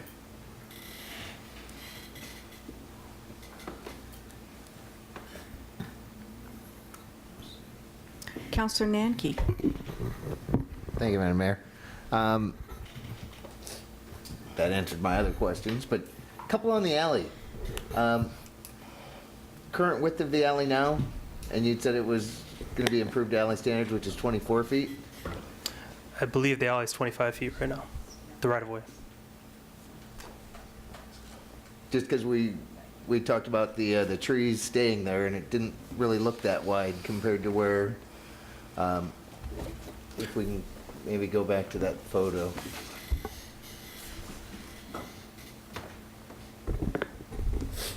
So the width of the right-of-way, I believe, is 25 feet, and the improvement would be to alley standards. So 23, 24. Okay. And do we have any regulations regarding blocking an alley? I mean, these people probably have agreements in and amongst themselves, or just communicate with each other, hey, I'm going to be blocking this off, or I got a truck coming. If somebody were to block egress for vehicles from a development, is that allowed? Yeah, it's Peter Fernandez, Public Works Director. We don't really have, I mean, that's what alleys are for, is to provide property access and to provide services and to provide deliveries and those kinds of things. So we don't really, I mean, unless there is a specific complaint or something for excessive blockage, there's really, that's not a big issue in the community that I'm aware of. Can I follow on that one? That Yes, fire certainly. protection is designed to come from all angles? Would basically that back parking area be considered a fireway? I would assume so, Counselor, but that's, I mean, the fire department has access from 23rd Street and would have access from the parking lot, and I would assume they would want access from the alley as well. The one building there faces 23rd, so they'd have access to it from 23rd. The fire department did review the proposal, and they provided no objections. Based on the fact that they could actually get through that alley, or not? Well, yeah, they saw the site plan with the proposal there. I believe, let's see, Councillor Dickey. Thanks, Mayor. So what, is there a neighborhood park that serves this area? I'm not sure what the nearest park would be. Because I'm looking at a park map right now, and I'm not seeing one that just jumps out at me. I mean, Bush Park is, I mean, you can walk down Mission and cross 12th, or Cascades Gateway, but I'm not seeing a neighborhood park anywhere that would be within any reasonable walking distance. So you're not aware of any parks? Okay, thanks. Councilor Dickey, for the record, what map are you looking at? I'm sorry, it's the City of Salem Parks map that has. Anyone that's looking at a map should disclose what the map is for purposes of discussion. Sorry. All right, are there other questions for staff? Counselor Clem? Yeah, I'm sorry, Madam Mayor, I just got to know, do we have a design standard for a 55 decibel apartment? We One that don't. does not exceed from outside noise? There's not a zoning standard. There's, it sounds like guidelines that may be used in building construction. So what kind of enforcement actions do we take when the apartments are built, somebody says they're at 56, and they They'll are be at provided, 56? they have to, per the condition of approval, provide an analysis of the site, and they'll submit that with their building permit set. So when the building and safety staff is reviewing it, they could see that the soundproof. So they is open being up the scanned. window and they hear the saws buzzing. How do we deal with that? I mean, we went through all this in Salem's Futures. Bill Smaldone will remember, and Brad Nicky as well, but how do we deal with noise not associated with the airport? Yeah, well, this, An you know, industrial area. the way that this condition is designed, I mean, it's not just the airport that's causing the noise impact. It's going to Okay. be city shops. It is going to be the industrial uses in the area. So they're not just mitigating for one type of noise. All noise, Yeah, right. to include car traffic, bus Right. traffic, It would include everything. deliveries, backup beepers. The other question I have is, these properties are owned by a common property owner, so there are no buffering requirements? That's right. There's no buffer yard requirement when you have property under common ownership being developed. It's common ownership, but it's two completely different uses, so we don't address complete different uses. I mean, they're at opposite ends of the scale, industrial and residential here. So as long as they're owned by the same property owner, it's let her rip, huh? That's the way that the regulation works, and the reason it works that way is because the code assumes that a property owner will design their own property in a way that takes that into account, whereas if it's owned by other people, they don't have that option. Okay, yeah, it'd be interesting to hear how that's going to get reconciled. So, okay, thanks. Other counselors with questions? I have a couple of questions for staff. With regard to the alleyway and buffer zones, what's the buffer zone between the industrial area on the right side of the photo and where the apartments and duplexes are going to be built? Well, there's an alley currently that separates the industrial uses. Our buffer yard requirements in the code are for when you have properties that are abutting each other. So if the industrial use is directly abutting the multifamily use, you might have a greater buffer yard.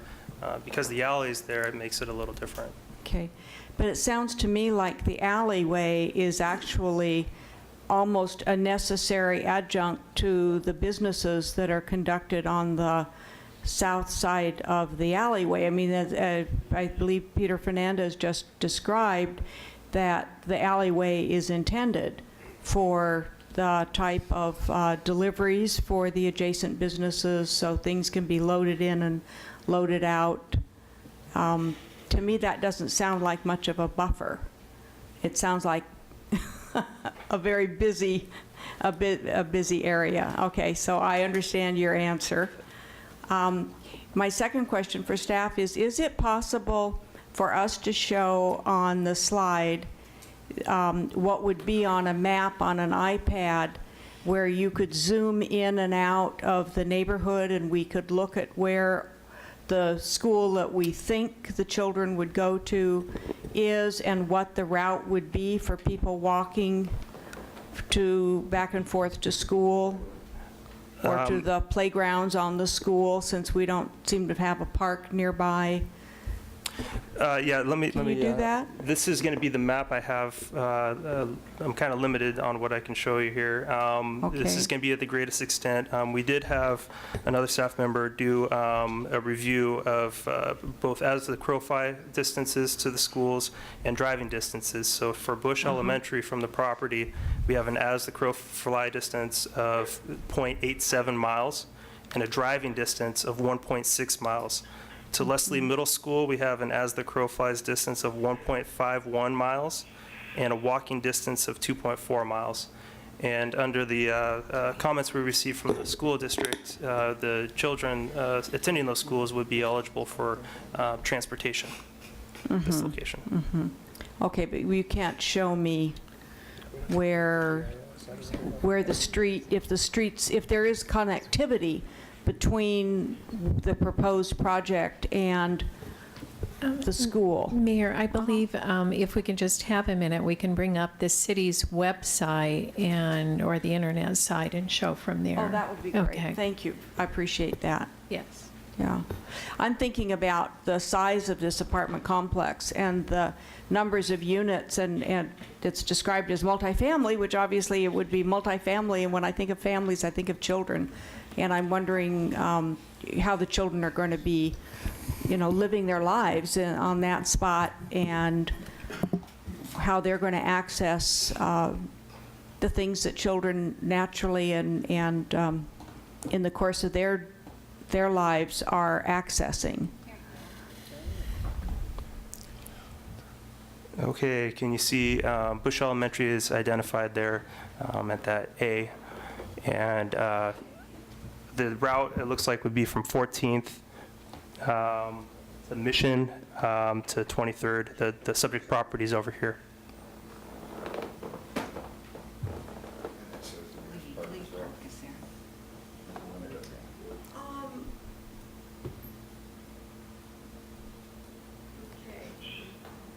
So they're going to cross Mission, did you say, at 14th?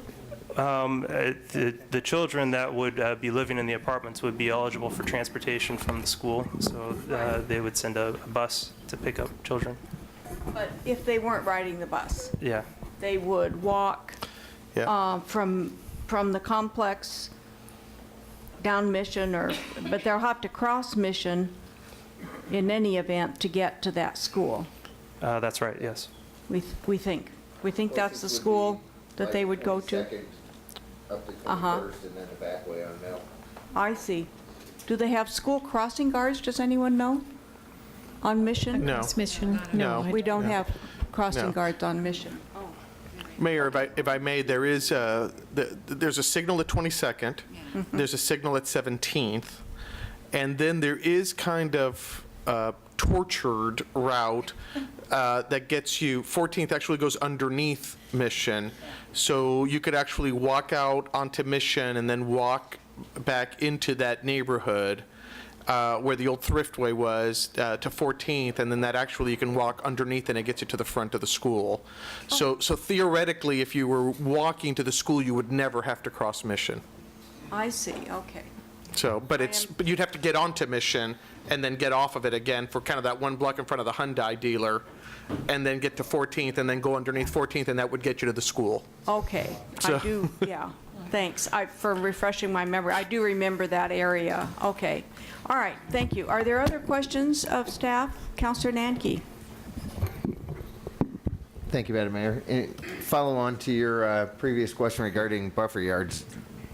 The east side of the property actually fulfills what you were speaking to earlier, the industrial with the 15-foot buffer and the 6-foot fence requirement? See if I could pull up the Going site. towards the Les Schwab East would be tire? over on the Les Schwab side, yeah. So that's that's the buffer yard between an industrial directly adjacent to, For the multifamily next to the industrial, I believe it's 10, and the building might have a greater setback per the development design handbooks. but it was a 6-foot side obscuring fence, if I recall, Yes, from the staff the report. fence is required. And a 3-story apartment complex, that'll block the windows from the first floor, right? That's right, yeah. Thanks. Adjacent to the east is a Category C buffer, yeah, which is a 15-foot landscape setback and a 6-foot tall fence. Okay. Counselor Dickey? Yeah, I like a little more, I want to make sure I'm understanding the parking a little bit better. The staff report talks about shared parking spaces because it's a common property owner. I guess my question is that in some sort of written agreement, and if for some reason that property were ever split and may had two owners, how would that work? In the code currently, if you have property under common ownership, there's no agreement that would be required per code. It's similar to the no buffer yard requirement, that if properties were going to be changing in ownership in the future, you may have non-conforming development. Yes, go ahead. So, so if I'm understanding, then if the parking was shared and then in the future maybe the property was divided, then it's possible that the multifamily would not allow the tenants to park. Could possibly not allow when previously they had been allowed to do that. Right. Okay, thanks. Okay. All right, other questions for staff? All right, thank you very much.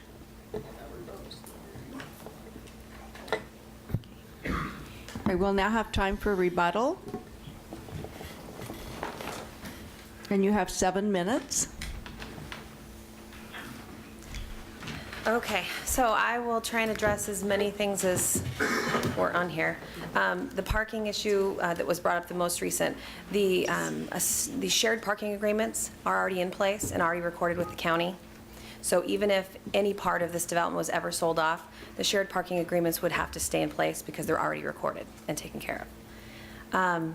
The one thing I want to make sure, and can I use your map here? Okay, so this particular slide right here, see where the two buildings are? Building E that will now become 2 duplexes, and then the building directly to the north of that. Originally, when we submitted this to the city, those buildings were not there, and we were not going to use Oxford. We had them where the parking lot is, behind them. But due to the design requirements with the city, they forced us to put them on the front and forced us to use Oxford as the access. That was not our original choice. We would be happy to flip-flop that. There's already a curb cut, and that's the way the property was originally developed, was to have all of the access from 23rd, none from Oxford. So that wasn't our decision, that was a city requirement. I want to make sure that I inform you of all of that.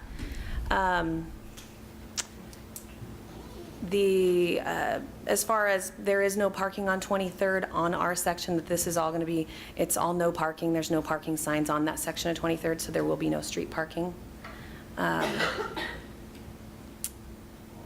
The parks.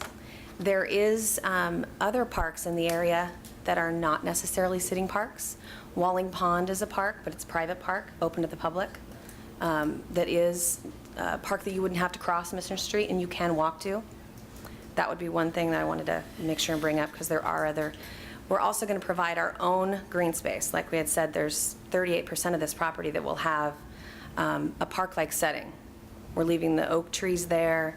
There'll be play structures for kids. It'll all be fenced where the play structures are as a city requirement. Walk paths for kids to play on, benches throughout the entire property. So we're creating our own park within the residents and what they will use.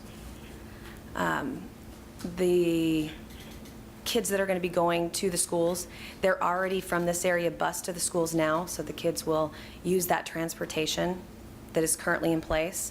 As I said, they are picked up just adjacent from the property on 23rd Street. And so they'll just be picked up right on 23rd Street, and the walking paths from our property access the sidewalks directly onto 23rd Street. I hope I've addressed most of. Okay, Councilor Bennett.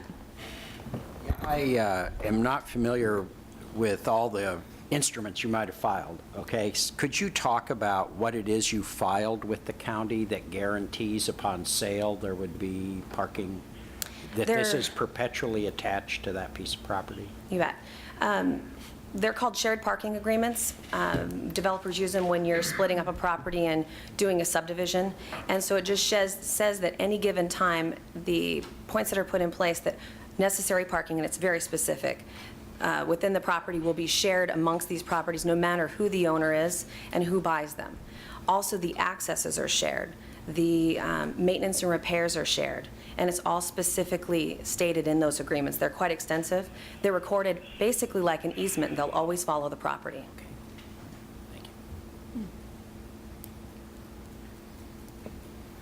Okay. Any further questions from council? All right. Thank you very much. All right, this public hearing is now closed. And Councillor Tessler, are you still on the line? I sure am. Thank you very much, Mayor. One thing I can hear is I can sure hear that gavel drop. All right. So you keep pounding that gavel. Basically, I would like to make a motion at this time. All right. And I move to rescind the decision of the hearings officer in this case and deny the application. Is there a second to the motion? I second the motion. It's been moved by Councillor Tessler and seconded by Councillor Blasey to rescind the decision of the hearings officer. Is there discussion? Councillor Tessler, would you like to speak to your motion? Yes, thank you. I'd like to rescind this decision and deny the application for the following reasons. While the IC zone allows for multifamily development with conditional use approval, conditional use approval shall only be granted if the proposed development is appropriate for the area in which it is proposed. In this case, the location is not appropriate for the proposed high-density multifamily development. The close proximity of the Salem Airport and the surrounding industrial uses are existing high-intensity uses that will conflict with the proposed residential development, and there appears to be no measures that will adequately mitigate the adverse impacts on these residences. The presence of these adverse impacts, such as noise, will create unavoidable conflicts between the existing industrial and airport uses and the proposed development. I also have very severe concerns about child safety on this site, considering the existing uses. Also, a conditional use may only be allowed if the proposal conforms with the goals and policies of the comprehensive plan. This proposal conflicts with the following comprehensive plan policy. 1, policy 4E2D, which states residential development shall be located to avoid existing nuisances and hazards to residents. Number 2, policy 4E8, which states that residential areas shall be protected from more intensive land use activity in abutting zones. And 3, policy 4E25, which states land uses around McNairy Airport shall be required to provide an environment compatible with the airport and its operations, which will not be adversely affected by noise and safety problems.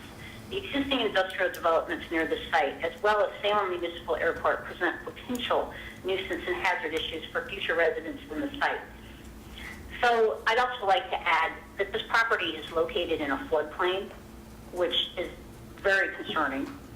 There are no parks. There are no safe walking or biking routes to any parks or elementary schools in the area.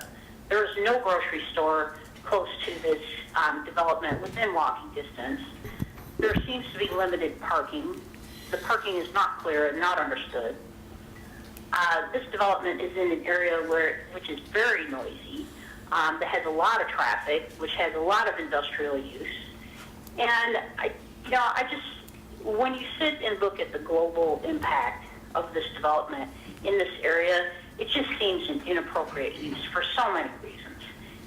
I wouldn't want to have children in this development. I wouldn't want my child to be in this development. I could not guarantee their safety.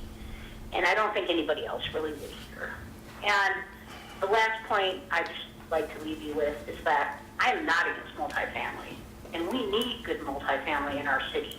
We desperately need good multifamily in our city. But we need to underline good. And we need to underline appropriate placement. And this development does neither of those. So please join me in voting on my motion, in support of my motion. Thank you. Thank you. Thank you. Councillor Bennett. Thank you, Madam Mayor. I'm going to join Councillor Tessler in denying this. I think that the goal relative to the airport is very clear, and this clearly violates that goal. It also, I think, runs counter to our economic development goals, which are focused on in part, we have 4 major areas of economic development, including avionics, based on that airport and its future.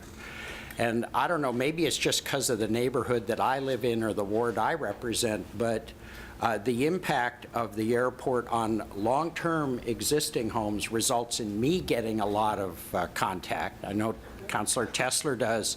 Nanki just doesn't answer his phone anymore on these things. It's gotten so bad.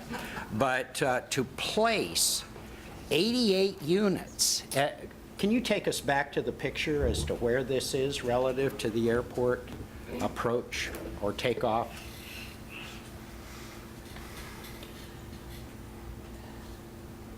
No, keep going. There's a better picture, really, I thought. There we go.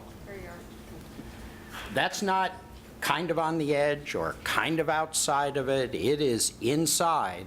This is just the wrong development in the wrong place for the economic future of this community. It's a short-term fix on a piece of property in an IC zone appropriately zoned for industrial development relative, I hope, I mean, this would be my hope in the future, to the avionics goal we've got for economic development in the community, or in conjunction with what's going out on McGilchrist, or hopefully relative to these businesses we heard about this evening. But for it to become a very high dense, off the charts, I think was the term, high density. And then I really applaud John Pascal for coming out real straight on this. We've had very timid airport responses to development in the past. Apparently nobody's timid over there anymore, because he is very, very straightforward. I mean, again, I'd ask you to just take a look at how he puts it. Based on the totality of the information in the report, and that the proposed project does not conform to federal, state, and local positions on compatible land uses around airports, the airport is not supportive of the proposed development. I only wish he'd added, it also violates our comprehensive plan relative to the future of that airport, which was clearly stated by Councilor Tesler in her motion. So I really urge you strongly to oppose this development. Other councilors, other comments? Councilor Blasey? Thank you, Madam Mayor. I seconded Councilor Tesler's motion, and I think for me it's more of going back to the safety issue of that area. I very much applaud the city staff for addressing all of the points and ensuring that this property and this development proposal is, meets the standards and the codes, and I think you did due diligence in addressing all of those issues. But in thinking about this area and what's proposed, and I think what hit home was when it was described that there would be a fence around the playground area, but there's not going to be a fence around the entire property. And I think this is a really high, it's a high traffic area all around. It's an industrial area, and it may meet the requirements, but I just don't think it's a good place to have so many children, and we don't have any parks there. They have to get on the bus, which tells you they can't walk to the school. So there's not really a lot of places for them to walk and be safe. So that's why I'm supporting Councilor Tesler's motion. All right, other comments by councilors? All right, we'll call for the question. All those in favor of the motion made by Councilor Tesler to rescind the decision of the hearings officer, vote aye. Aye. Aye. Oppose, vote nay. The motion carries. Thank you very much. Okay, why don't we take a quick break, let people readjust themselves a tiny bit, and then we'll carry right on.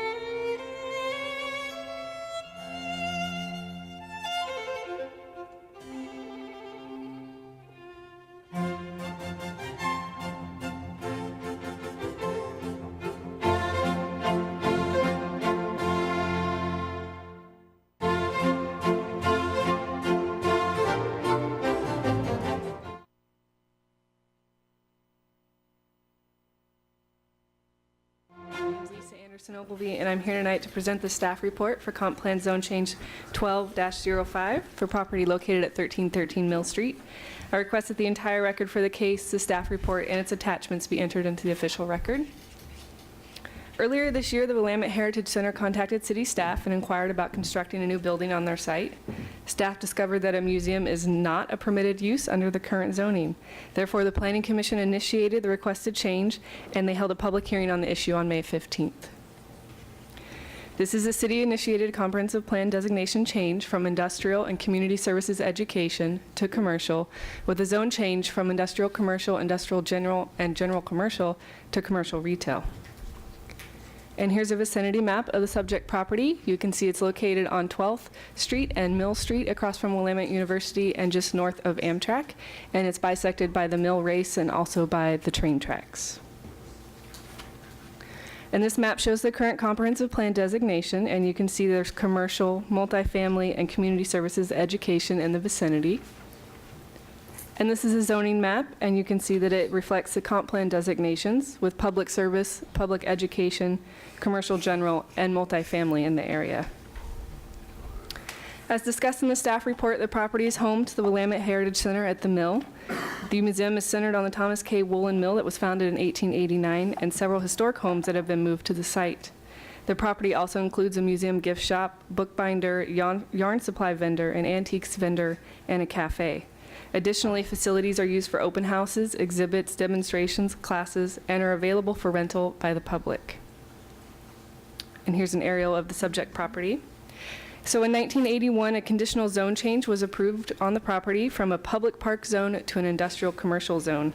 In 1983, the city did a major overhaul of the zoning code, and it appears that an inadvertent error was made during that revision, and museums were no longer permitted use in the industrial commercial zone. Therefore, the museum and related uses have been legal non-conforming uses since 1983. The proposed comp plan and zoning changes, if approved, will allow the museum and all of its related uses to be permitted uses on the site. This shows the comprehensive plan and zone change approval criteria. The complex, which is a major tourist attraction in the city, cannot be replicated on another appropriately designated parcel within the city.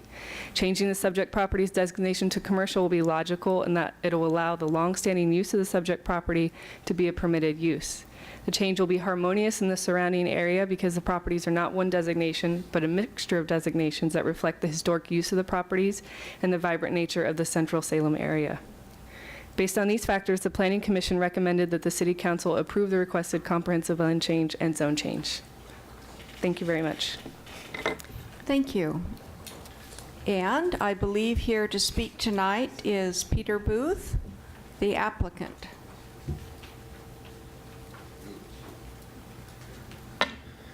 Good evening. Evening. And you have 7 minutes for your, is that right? I'm not technically the Oh, applicant. the city initiated this, all right. Yeah, so. Welcome. 3 minutes. All right, here you are.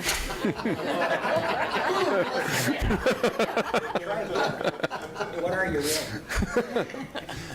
Peter Booth, 280 Culver Lane, also Executive Director of Willamette Heritage Center at 1313 Mill Street, the property in question. Very interesting phone call when I got a call from Lisa saying that we were out of compliance.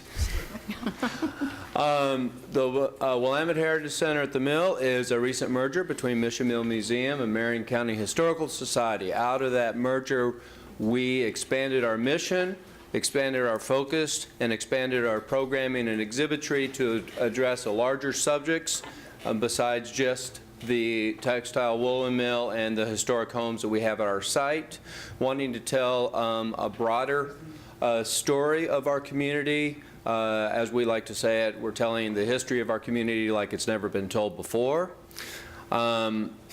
In doing so, we put a part in our strategic plan that we were going to initiate a master site plan to explore possibly expanding our footprint. Everything is exploration now, but nothing's firm. But we are now beginning to lay down the groundwork to do that master site plan. And in so doing came the introduction to the knowledge that that we're out of compliance. So our board, our membership, our staff and volunteers support the staff-initiated zoning change, and we would hope the council would do so also. And I'm here to answer any questions about our institution. All right, thank you. Are there questions for Mr. Booth? I see none. All right. Thank you very much. All right, Councilor Bennett, do you have a motion? I do, Madam Mayor. I move the staff recommend. Oh, I'm sorry, I have to close the hearing. Oops. Sorry. Now I'll move the staff recommendation that the City Council approve a city-initiated change to the Salem Comprehensive Plan map designation from industrial and community services education to commercial, and the zone district from industrial commercial, industrial general, and commercial general to commercial retail for the Willamette Heritage Center at the Mill, located at 1313 Mill Street Southeast. Second. It's been moved by Councilor Bennett and seconded by Councilor Clem. Would you like to speak to your motion, Councilor Bennett? No, I read the No, all recommended right. action. That seemed like oodles. I thought that was well done. All right, we'll call for the question. All those in favor of the motion, say aye. Aye. Aye. Opposed, say nay. Motion carries. Thank you. All right. We have a legislative hearing item. Will the city recorder please introduce this? The Salem City Council will now hold a public hearing regarding the fiscal year 2011-2012 Housing and Community Development Consolidated Plan Annual Performance Report, which includes the Community Development Block Grant and Home Investment Programs.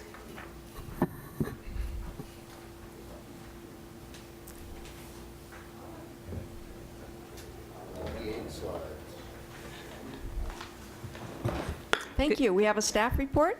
Yes, good evening. Welcome. Hello. Good evening, Madam Mayor, council members. My name is Rena Peck, Urban Development Federal Programs Manager. Before you tonight is the 2011-2012 Consolidated Annual Performance and Evaluation Report. The U.S. Department of Housing and Urban Development requires that the city report on the performance of the projects and/or programs that received funding during the 11 and 12 program year. The Consolidated Annual Performance Report Evaluation identifies the Community Development Block Grant and Home Investment Partnership funds that various projects and programs received through the adopted plan, council adopted plan for 2011-2012. CDBG and home funds are intended to meet the needs of individuals and families earning 80% or less median family income. These needs were met by addressing homelessness, economic and community development, affordable housing, and revitalization of neighborhoods. This year, the total CDBG and home funds expended was approximately $2.33 million. This dollar includes projects that were funded in previous years but not completed.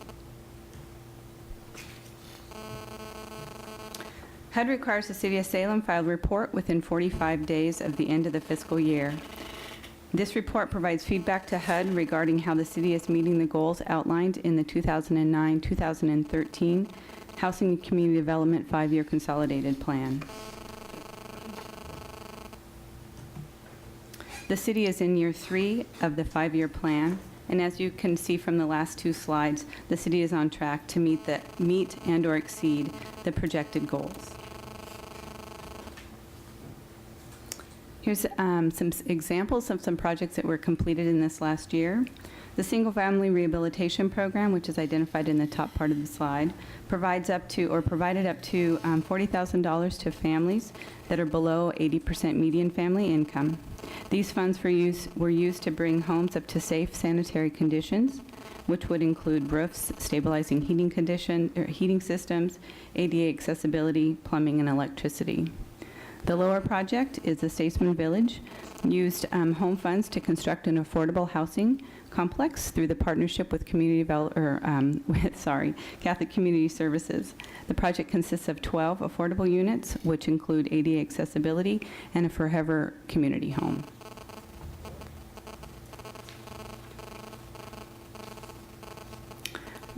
This slide, we'd like to talk a little bit about the SOS case management. That's the Salem Outreach Shelter.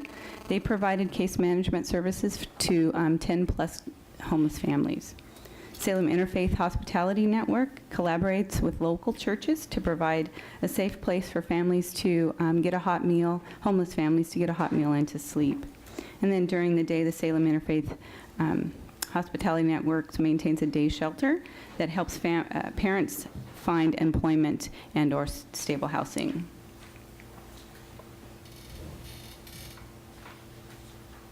Critical Repair Program provided CDBG funds to make emergency repairs to owner-occupied housing. This again would include roofs, but it would be more on an emergency basis.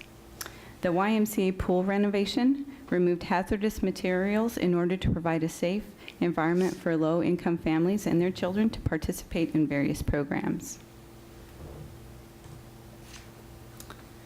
Prior to tonight's public hearing, HUD required a 15-day comment period to allow for citizens an opportunity to review and comment on the performance outcomes of the Consolidated Annual Performance Report. This comment period expired at noon today, and no comments were received. I'd like to thank staff and all the community partners that have worked so hard to help improve the quality of life for the citizens of Salem and Kaiser. Thank you.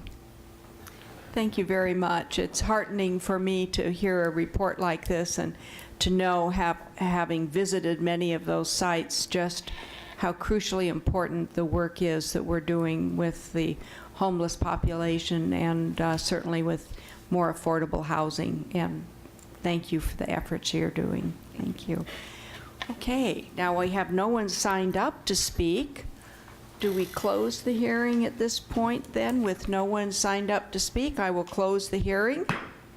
And Councillor Bennett, do you have a motion? I do, Madam Mayor. I'm just really pleased to recommend, or to move the staff recommendation. Second.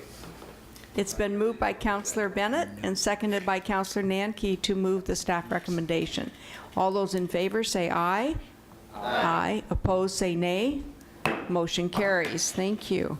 Yeah, that's always tough. We have another public hearing of an item called Order Number 2012-19. Would the recorder like to introduce the hearing?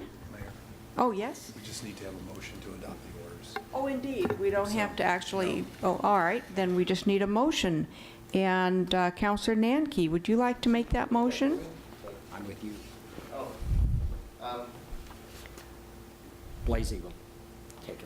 Oh, all right. Councillor Blasey, did you want to make this motion? No, because I'm... Oh, all right. Look really calm. Move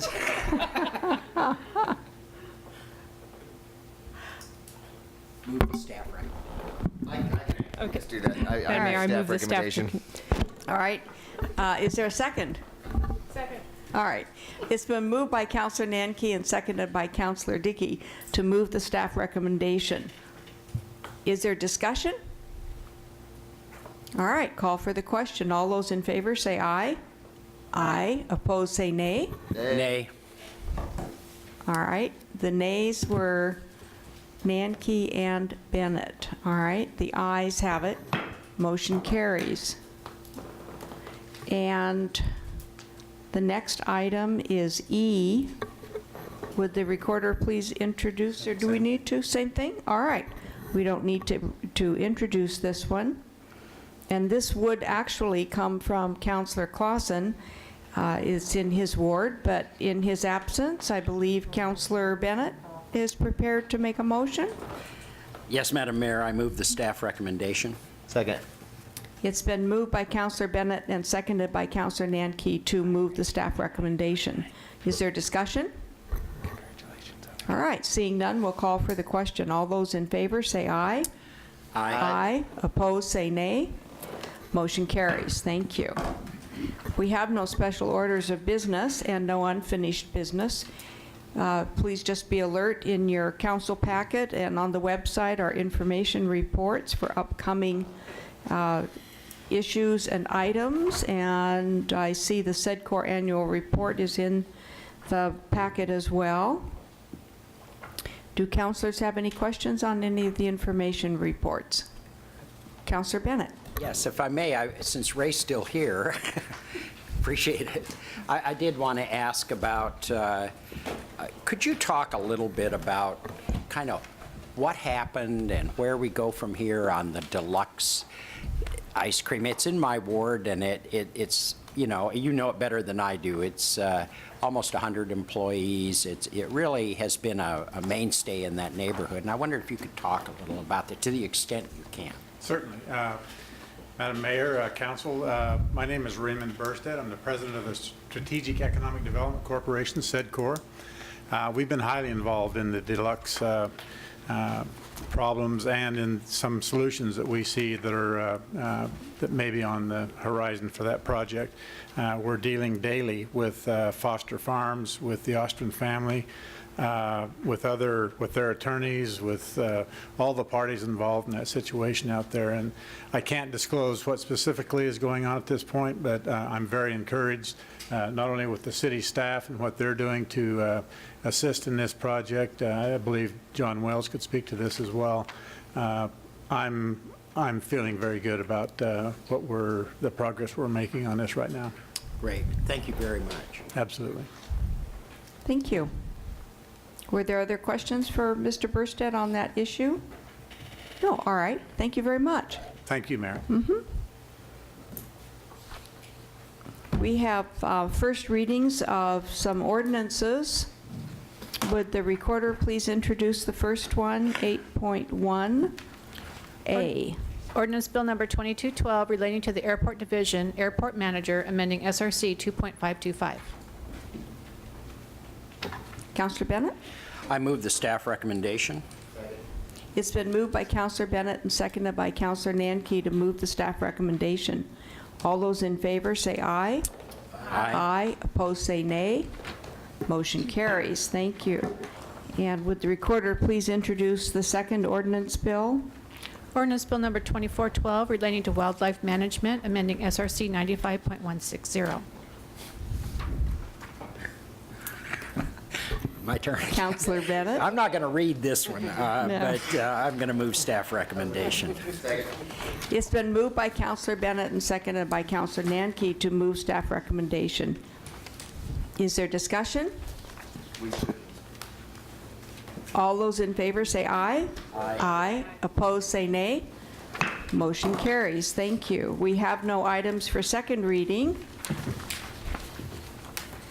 We have public comment. Do we have an individual signed up for public comment? Tim Cowan is here this evening. Welcome.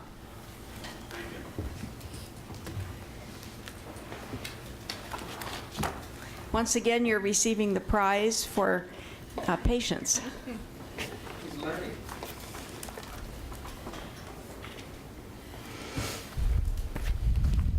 Madam Mayor, council members, my name is Tim Cowan. I reside at 3160 Dogwood Street South, Salem, Oregon 97302. Just in case you want to know about the cover of this, I'm older than any of you. This allows me to read it.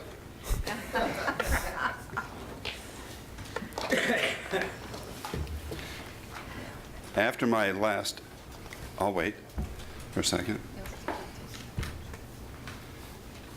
After my last, I guess, presentation or questions, I went ahead and took a look at what was happening. And part of that, Councilmember Clem, you asked me about whether companies would share information with city staff or whatever. Before I get started, I do have a couple comments. I talked to a number of city employees, and they were excellent. I couldn't have asked for anything better than what they did. I was impressed with the management of Foster Farms Dairy. I thought they were doing an excellent job as it pertained to what was happening with the facility. One last thing I might mention before I get into this. I was on not a committee, but held a meeting that occurred out at the Salem Airport that involved city and myself. There was a company that wanted to have access to the airport, and they were doing experimental aircraft that they wanted to manufacture there. The purpose of me being there was to take a look at the viability of the company, whether they had the capital and working capital to survive. And I did that primarily as a banker without even lending money. So sometimes you can have some pretty good relationships with business people as you look at projects. So I wrote these down as a result of the endeavor that I took. Does the City of Salem have a plan that focuses both public and private assets to assist local businesses? Is this plan known by all parties, including the public sector, and does it establish an educational process for all concerned? What programs are available at the city, county, state, and federal levels?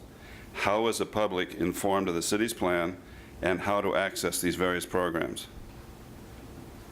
Does the city have a requirement for any administrator of city services to know the impact of their actions on the respective businesses, and if so, to whom they report? For example, the Department of Public Works increased the site's expenses from about $300,000 to about a little over $500,000.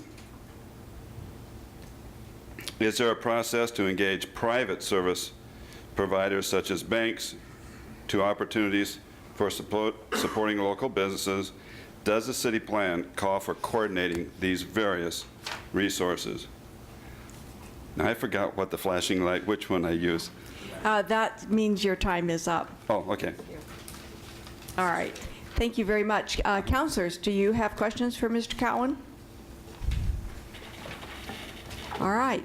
Seeing none, thank you very much. We appreciate you coming down and sharing these questions with us and your interest in the process. Thank you, Madam Mayor. Thank you. All right. I have no mayor's items. I see no councilor's items on the agenda. Oh, I am sorry. Yes, Councilor Dickey, I do apologize. Thanks, yeah. I have a motion. I move to direct staff to bring back to council on September 24th, 2012, an update on the Salem River crossing process, including status of the River Crossing Task Force and oversight committees, and any recommendations or decisions those bodies have made, and funding considerations for the options that are currently under consideration. Okay. Second. Thank you. It's been moved by Councilor Dickey and seconded by Councilor Thomas to move for a, require staff to return to council on September 24th with further information about funding questions and other related issues regarding the third bridge, right? Okay. All right. Councilor Bennett, you had your hand up a moment ago. Well, I'm sorry. Would you like to speak to your motion? thanks. Sorry. After many months of inactivity, the River Crossing Task Force kind of reconvened this summer and had several meetings. And so I've had several questions from members of the public wanting to know kind of what's happening, how are things progressing, especially as we hadn't seen activity for a while. So there's a lot of public interest in this. And I think that it would be really helpful for us to have this information before we're asked to do anything with it.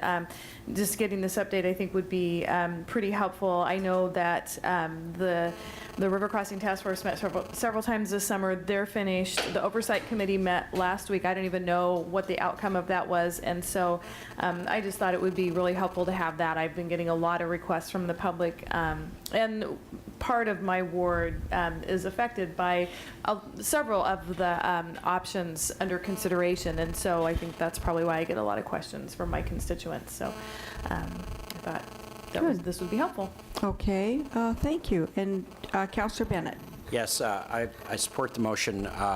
I'm on the other side of Pine Street from Councilor Dickey's ward, and we share a neighborhood that will be impacted by at least what we think was the recommended site. And so the questions are coming fast and furious about what's going on, what's this mean, where do we go from here? So I think just having the staff, hopefully Councilor Clem, sort of bring us up to speed, let us know where everything is, just so we can, I think, in part report back with some real authority as to what's going on exactly, what the status of the project is.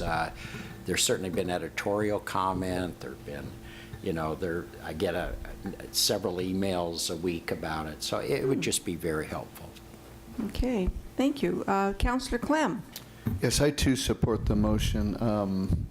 We learned in the oversight team that the task force in their last 3 meetings of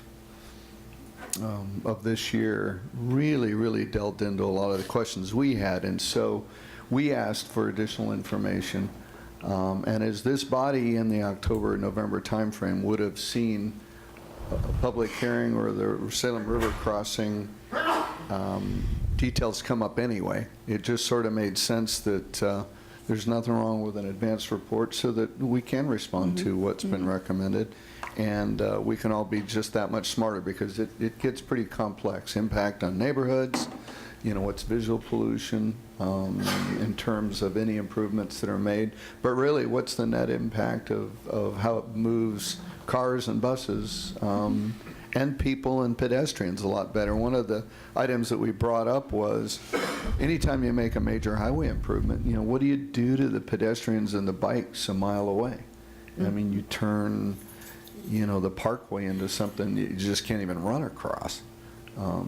given some of the alternatives. So recommendations are coming from the oversight team to the jurisdictions for them to hold meetings, get up to speed with it, make this jurisdiction, City of Salem City Council will make its recommendation to SCATS and FHWA and ODOT. So, boy, just another opportunity for us all to become smarter about what has been recommended, and really more importantly, why.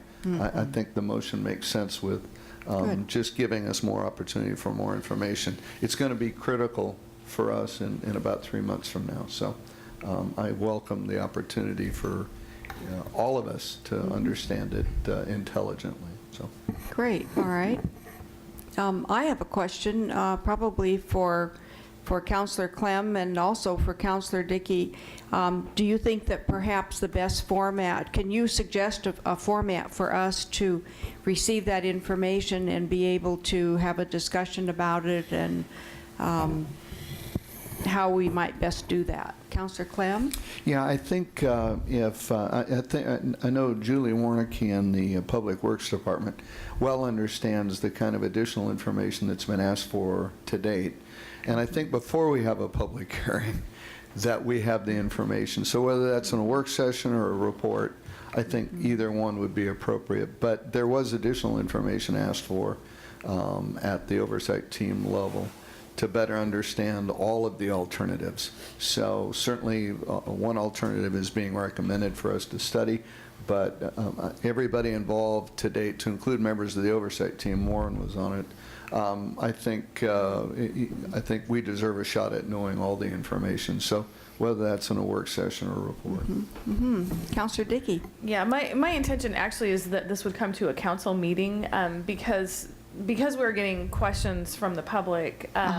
If it's at a council meeting, they'll notice that more than often work sessions kind of go under the radar as far as the public is concerned. And so having the information available at a meeting would give opportunity for them to review that information, make comment if there's comment, so I think that would be the best way to do it, and in advance of a public hearing. I talked to Director Fernandez just to kind of get a feel for, how this might work. And so this would come in the form of a staff report, and if you choose to do a presentation or something with it, I'm not sure exactly the logistics of that. And then it would be at a later time that we would have that opportunity. And I don't even know what the process is. That would be part of the staff report. Here's the next step. Is it a public hearing? Is it you make a decision? I don't know.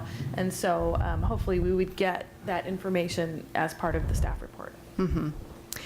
One of my desires would be that we as a council would have sufficient time to discuss certainly the various options and the various impacts that the river crossing will have.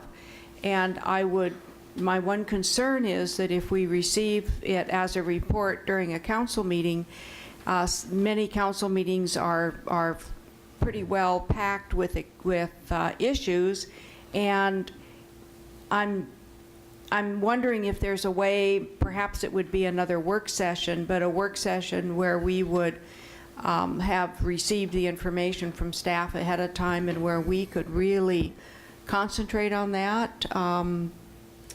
What do you think about that, Councilor Dickey? My intention was to bring it to a council meeting, mostly because I get a lot of questions from the public, and they don't have an opportunity to provide comment at work sessions. And that's really, I get a lot of questions from my constituents. I get a lot of questions at neighborhood association meetings. And so I'm just hoping that will just kind of put, here's what's happening, here are the next steps. And so people know. I have constituents who are very worried because they're afraid they're going to have a bridge going right over the top of their house.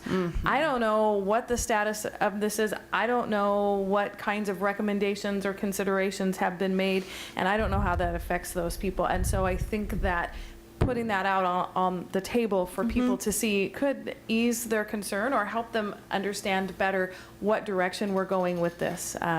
That's why I even said, what are the funding considerations? Just there's just a lot going on, and a lot of people are asking questions. Right, and I do understand that, and I support your motion, and I support the idea of having the discussion with council in a council meeting. I just want to be sure we're ready, that we have enough information, and that we've had time to fully understand it before we get into a council meeting where we suddenly start, looking at the clock and looking at the citizens who have come for their other issues. So that's why I'm just raising the issue. And several people are raising their hands, and I see our city manager is moving toward her microphone. And I think Councilor Clem maybe had a Councilor comment Clem, first, do you and have then a Mr. comment? Fernandez. Yeah, and there have been, I don't want to characterize it inappropriately, but there have been many public meetings, and task force members really represented a broad spectrum of the community, and some were not in favor of a bridge, so I think that's obvious. And the funding questions remain unanswered. But I think the issue that may get to what some members of the public are interested in is maybe a work session in here where in fact a report could be issued ahead of time, and then a work session be scheduled so that it's televised and so that people can certainly have the chance to see the information and understand it better. But there have been quite a few public hearings and quite a few meetings, so I would be surprised that some people would have new questions. But I think if we did a work session, if we did it, I think the city manager should decide based on the information that if we did one, we should do it here so that there can be a lot of public viewing of the information and opportunity to understand it better.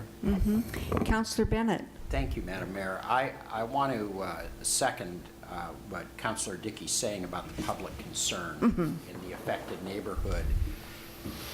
At least as it is perceived right now, because the understanding is there's actually been a vote on one of the options, and one of the options has emerged, albeit barely, ahead of no bill, but it's understanding what that option is. If you recall, our work session on this was about whatever it was, 20 options, or it was just so diffused. It was interesting, but not informative, because now we're focused and we can talk about, or the public can hear about where that is and get that real clear and how it was evaluated. And because I know there are real clear reasons, we can get the kind of rationale that comes behind this so people can have an intelligent discussion. And we can talk about, is it this big, 4D or whatever the number is, or can it, is it a modifiable thing? None of us, I don't, and Diana doesn't, and when we get asked, it's kind of like, well, do you have to build this part of it? How long will it take? What's it do to my property? How will I be dealt with in the process? It's really pretty nuts and bolts, and there is a specific neighborhood that's affected now.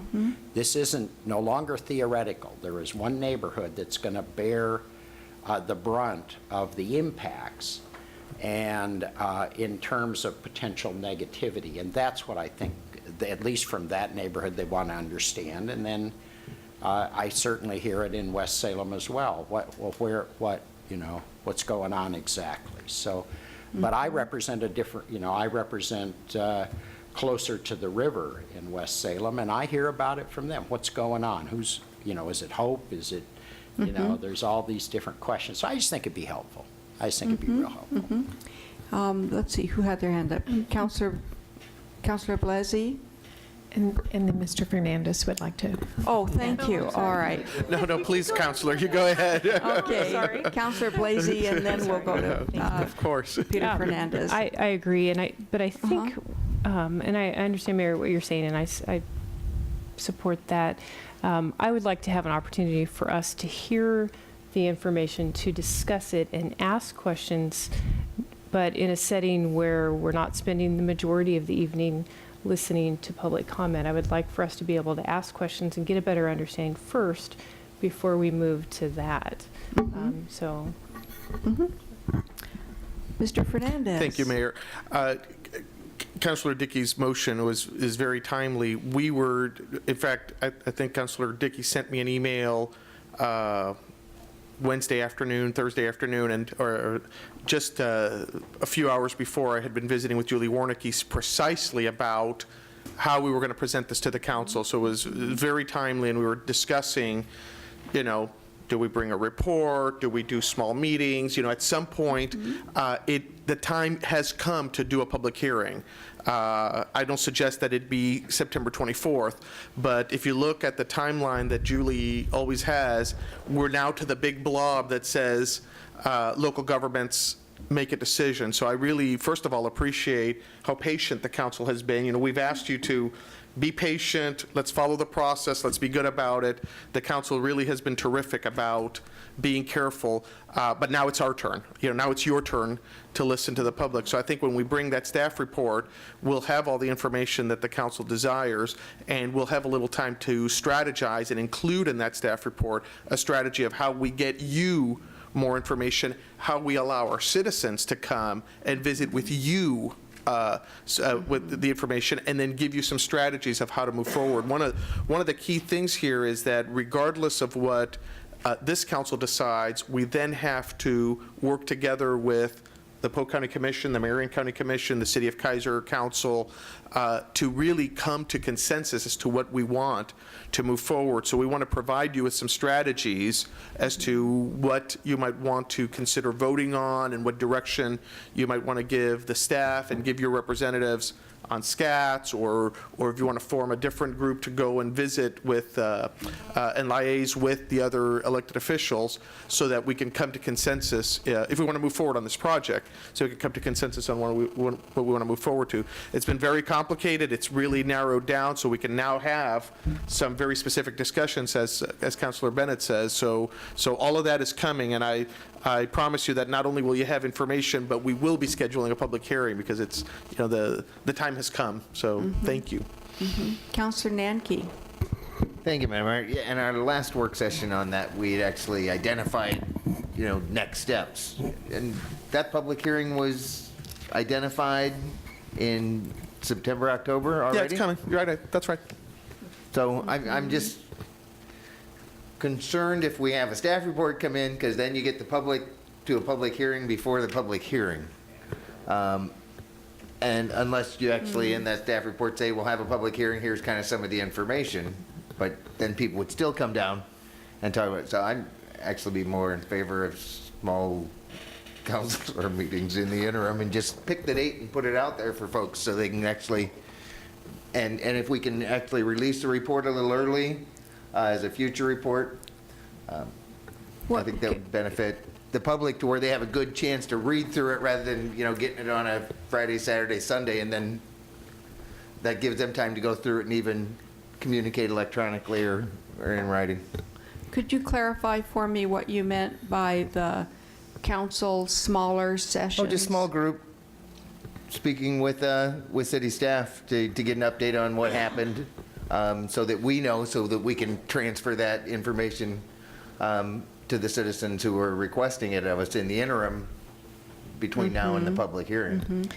Mayor, could Yes, I suggest that we do a staff report, if that's council's pleasure, for the 24th? But this is a very significant decision for the long term for this community, and it's not something that we're going to fully vet or be ready to make a decision after one or two meetings. So if we could, along with that staff report, lay out a plan for how council would process it, what opportunities the community would have, I think that would be the best. Yeah, I'd like to say I appreciate Councilor Blazy's comment, and I share your comment and your desire to have time as a council to discuss what is a very important step for all of us, and then I don't know that we might want to hold a community forum. I think there's a lot of information that needs to be shared, and I'm not certain that neighborhood association by neighborhood association is going to do the job, but we can talk about these various possibilities. So we have a motion on the floor, and it was moved by Counselor Dickey and seconded by Counselor Thomas, thank you, to ask staff to return with information at the September 24th meeting regarding the river crossing. All right? All right. Call for the question. All those in favor of the motion say aye. Aye. Aye. Opposed, say nay. Motion carries. Thank you. All right. We have no further business to come before us, and our meeting is adjourned.